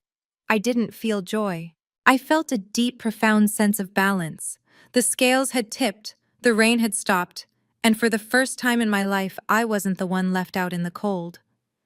I stood up, smoothed the skirt of my mother's navy suit, and prepared to walk out of that courtroom not as a victim, but as the owner of my own destiny. The chaos in the lobby of the Fulton County Courthouse was a physical force. Reporters swarmed like sharks, smelling blood in the water, their microphones thrust forward to catch the first words of the fallen socialites. I stood near the back, flanked by Mr. Whitaker and the court marshals, watching the scene unfold with a strange sense of detachment. It felt like watching a nature documentary where the predators turn on each other when the prey escapes. Preston pushed through the heavy double doors first, his face a mask of purple rage. He was walking so fast, he nearly tripped over a cameraman. Candace stumbled after him, her veil-torn mascara running down her cheeks in jagged black lines. She reached out, grabbing the sleeve of his expensive suit jacket, desperate for an anchor in the storm that had just swallowed her life. "Preston, wait!" she sobbed, her voice high and thin. "We can appeal. We can fix this. Don't leave me." Preston spun around. He did not look like a husband. He looked like a cornered animal. The veneer of the charming real estate developer had completely dissolved, leaving only the raw, ugly greed beneath. He looked at Candace, the woman he had conspired with, the woman whose hand he had held while they threw me into the rain, and he did not see a partner. He saw a liability. "Fix this!" Preston screamed, his voice echoing off the marble walls. "You stupid, useless woman! You told me the sister was weak. You told me she would roll over. You cost me everything." And then, in front of 50 witnesses and a dozen rolling cameras, he raised his hand. The sound of his palm striking her cheek was sharp and sickening, cutting through the noise of the press pack. Candace reeled back, clutching her face, her eyes wide with shock. It wasn't the pain that stunned her. It was the sudden, brutal realization that the love she thought she had bought with our parents' money was as fake as the smile she wore on Instagram. "I am done," Preston spat, adjusting his cuffs as if he had just touched something filthy. "I am filing for divorce this afternoon. You are broke, Candace. And I don't do broke." He turned to storm toward the exit, pushing a reporter out of his way. He thought he could just walk out. He thought he could divorce his way out of the debt and the fraud. But he had forgotten one thing. I had given Mr. Whitaker the forensic accounting files 3 days ago, and Mr. Whitaker had given them to the district attorney. As Preston reached the revolving doors, 4 men in windbreakers stepped out to block his path. They didn't look like lawyers. They looked like the end of the line. One of them flashed a badge. Preston Smith, the detective, said, his voice calm and bored. "We have a warrant for your arrest regarding tax evasion, wire fraud, and embezzlement of estate funds. Please turn around and place your hands behind your back." Preston froze. For a second, he looked like he might run. He looked left, then right, but there was nowhere to go. The flashbulbs erupted in a blinding strobe, capturing the moment the golden boy realized he was going to prison. As the handcuffs clicked around his wrists, he looked over the shoulder of the officer. His eyes found mine across the crowded lobby. He didn't look angry anymore. He looked small. I didn't smile. I didn't wave. I just watched. Candace stood alone in the center of the circle, holding her bruising cheek. She watched her husband, the man she had betrayed her family for, being shoved into the back of a police cruiser. She looked around for a friendly face for one of the high society friends she had invited to the party last week. But the crowd was thinning. The people who had drunk her champagne were now averting their eyes, checking their phones, distancing themselves from the scandal. She was radioactive. I turned to Mr. Whitaker. "Let's go home," I said. The drive back to Buckhead was quiet. When we pulled up to the wrought iron gates of the estate, there was a locksmith van already parked in the driveway. The court order had been immediate. Mr. Whitaker had arranged for the locks to be changed within the hour of the verdict. I stepped out of the car. The house loomed large against the afternoon sky. For the last 5 years, this building had been a prison of memories and a battleground. But today, the air felt different. The tension that had gripped the property, the feeling of walking on eggshells, was gone. I walked up the front steps. I stopped at the exact spot where Preston had thrown my suitcase. I looked down at the concrete. It was dry now. I took the new key the locksmith handed me. It was heavy, solid brass. I slid it into the lock. It turned with a smooth, satisfying click. I pushed the door open and stepped inside. It was quiet. Not the silence of a tomb, but the silence of a deep breath after a long run. The house smelled of the cheap cleaning products Candace preferred, and the lingering scent of her perfume. But underneath that, I could smell the old wood, the beeswax, the history waiting to be exhaled. I walked into the living room. It was a mess. There were wine stains on the rug from their premature victory party. There were outline marks on the walls where the paintings used to hang before I saved them. The modern furniture Candace had ordered was garish and out of place, clashing violently with the architecture. But I didn't feel angry. I felt a profound sense of peace. The cancer had been cut out. The healing could begin.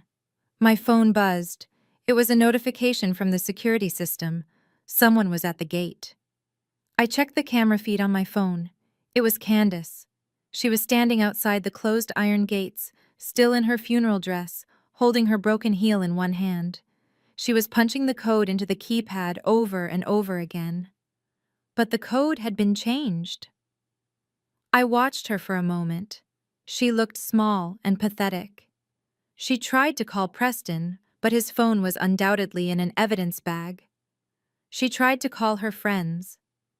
I watched her make call after call, her frustration turning to panic as each one went to voicemail. Her credit cards were frozen. Her husband was in jail. Her home was locked. She was experiencing exactly what she had inflicted on me, but without the innocence to comfort her. She looked up at the camera knowing I was watching. She didn't scream this time. She just slumped against the iron bars and slid down to the ground, putting her head in her hands. I turned off the screen. I didn't need to watch anymore. Her punishment wasn't my job. Her punishment was her life. I walked to the center of the room and took a deep breath.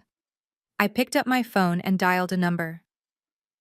Hello, is this Miller Restoration? I asked. Yes, this is David. Hi, David. This is Amara Washington. I have a project, a big one. I need to undo some modern renovations and restore a historic property to its original condition. I need a team that knows how to work with 19th century mahogany and silk wallpaper. When can you start? Monday is fine, I said, smiling as I ran my hand along the banister. I hung up and walked to the window. The sun was setting, casting a warm golden glow over the lawn. I wasn't just the owner of a $30 million estate, I was the custodian of a legacy. I thought about my father's notebook safe in my bag. I thought about the warehouse full of treasures waiting to be brought home. I went to the kitchen and filled a kettle with water. I found a chipped mug that used to be my father's one that Candace had deemed too ugly to use but hadn't bothered to throw away yet. I made a cup of tea. I sat on the back porch watching the fireflies begin to dance in the twilight. For the first time in years, my joints didn't hurt. The stress that had been eating me alive was gone. I took a sip of tea. It tasted like freedom. I wasn't celebrating the destruction of my sister. I was celebrating the survival of myself. The house was bruised just like me. But we were both still standing. And tomorrow, the real work of rebuilding would begin. The magnolia trees lining the driveway of the Washington estate were in full bloom, their massive white flowers perfuming the air with a scent that finally overpowered the lingering memories of the past.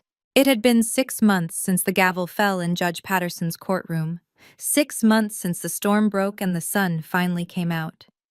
I stood on the balcony of what used to be my parents' bedroom holding a cup of herbal tea. My hands were steady.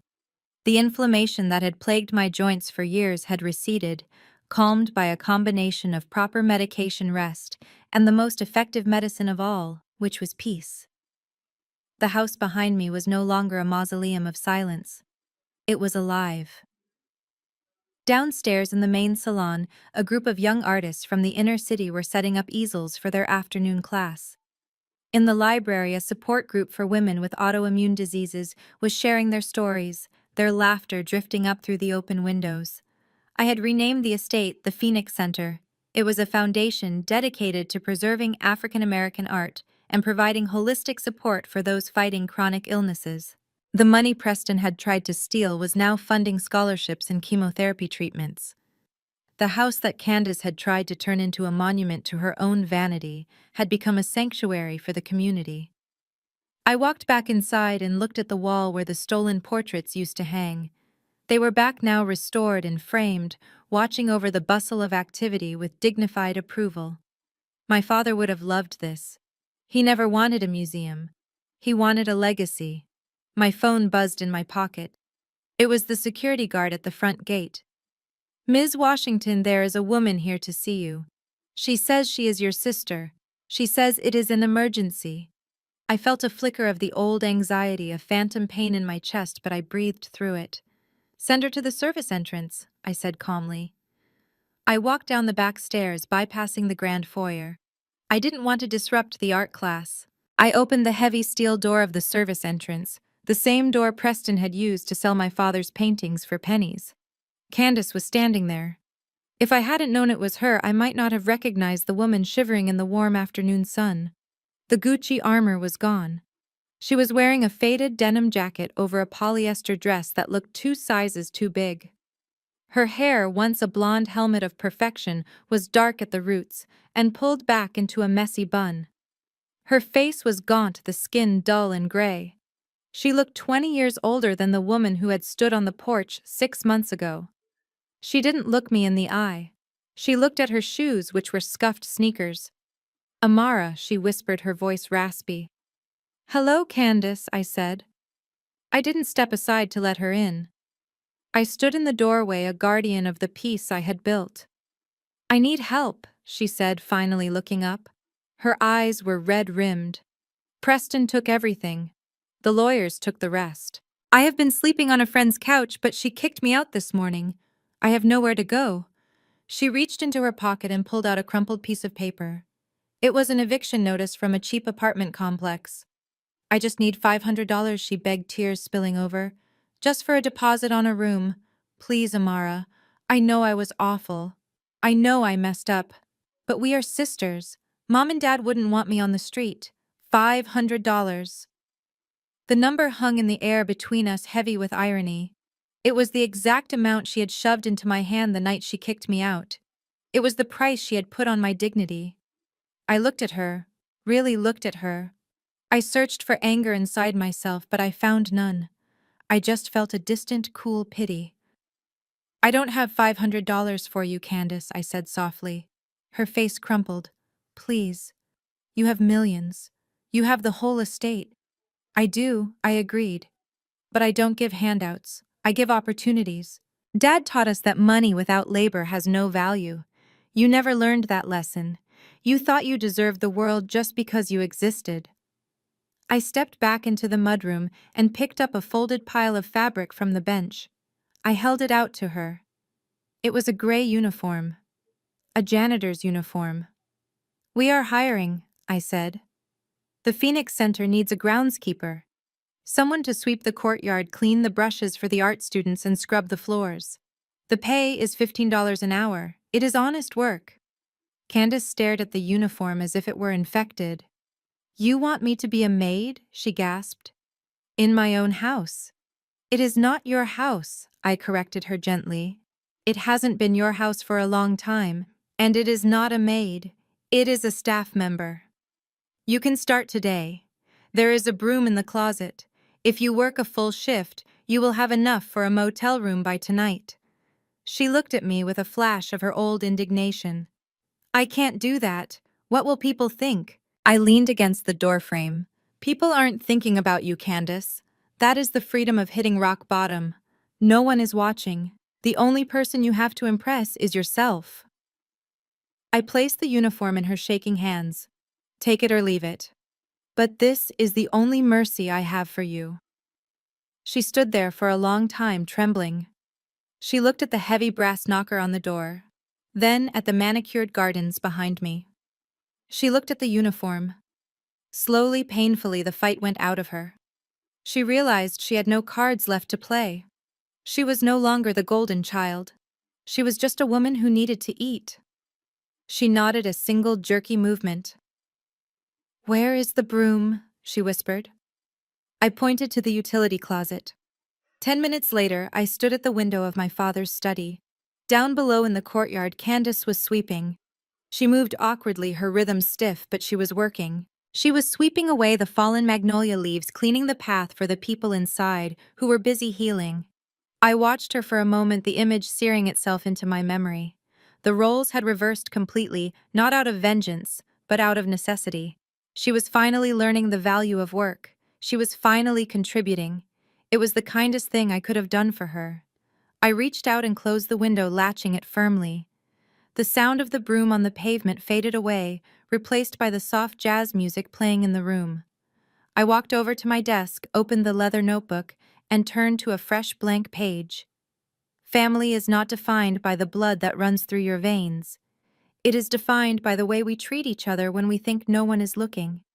It is defined by who holds the umbrella when it rains and who throws you into the storm. I learned that the hard way, but I learned it for good. I didn't lose a sister. I lost an illusion. And in the space that illusion left behind, I found myself. If you are watching this and you feel like the black sheep or the outcast or the one who was left behind, listen to me. Your value is not determined by how they treat you. It is determined by what you build from the rocks they throw at you. Don't wait for an apology that may never come. Take the pen, turn the page, and write your own ending. My name is Amara Washington, and this is my legacy. Thank you for listening to my story. If you believe that justice is real and that it is never too late to reclaim your power, please hit the like button and subscribe to the channel. Share this with someone who needs to be reminded that the rain doesn't last forever. And let me know in the comments, what is the one thing you have built that you are most proud of? I will be reading every single one. Until next time, keep fighting.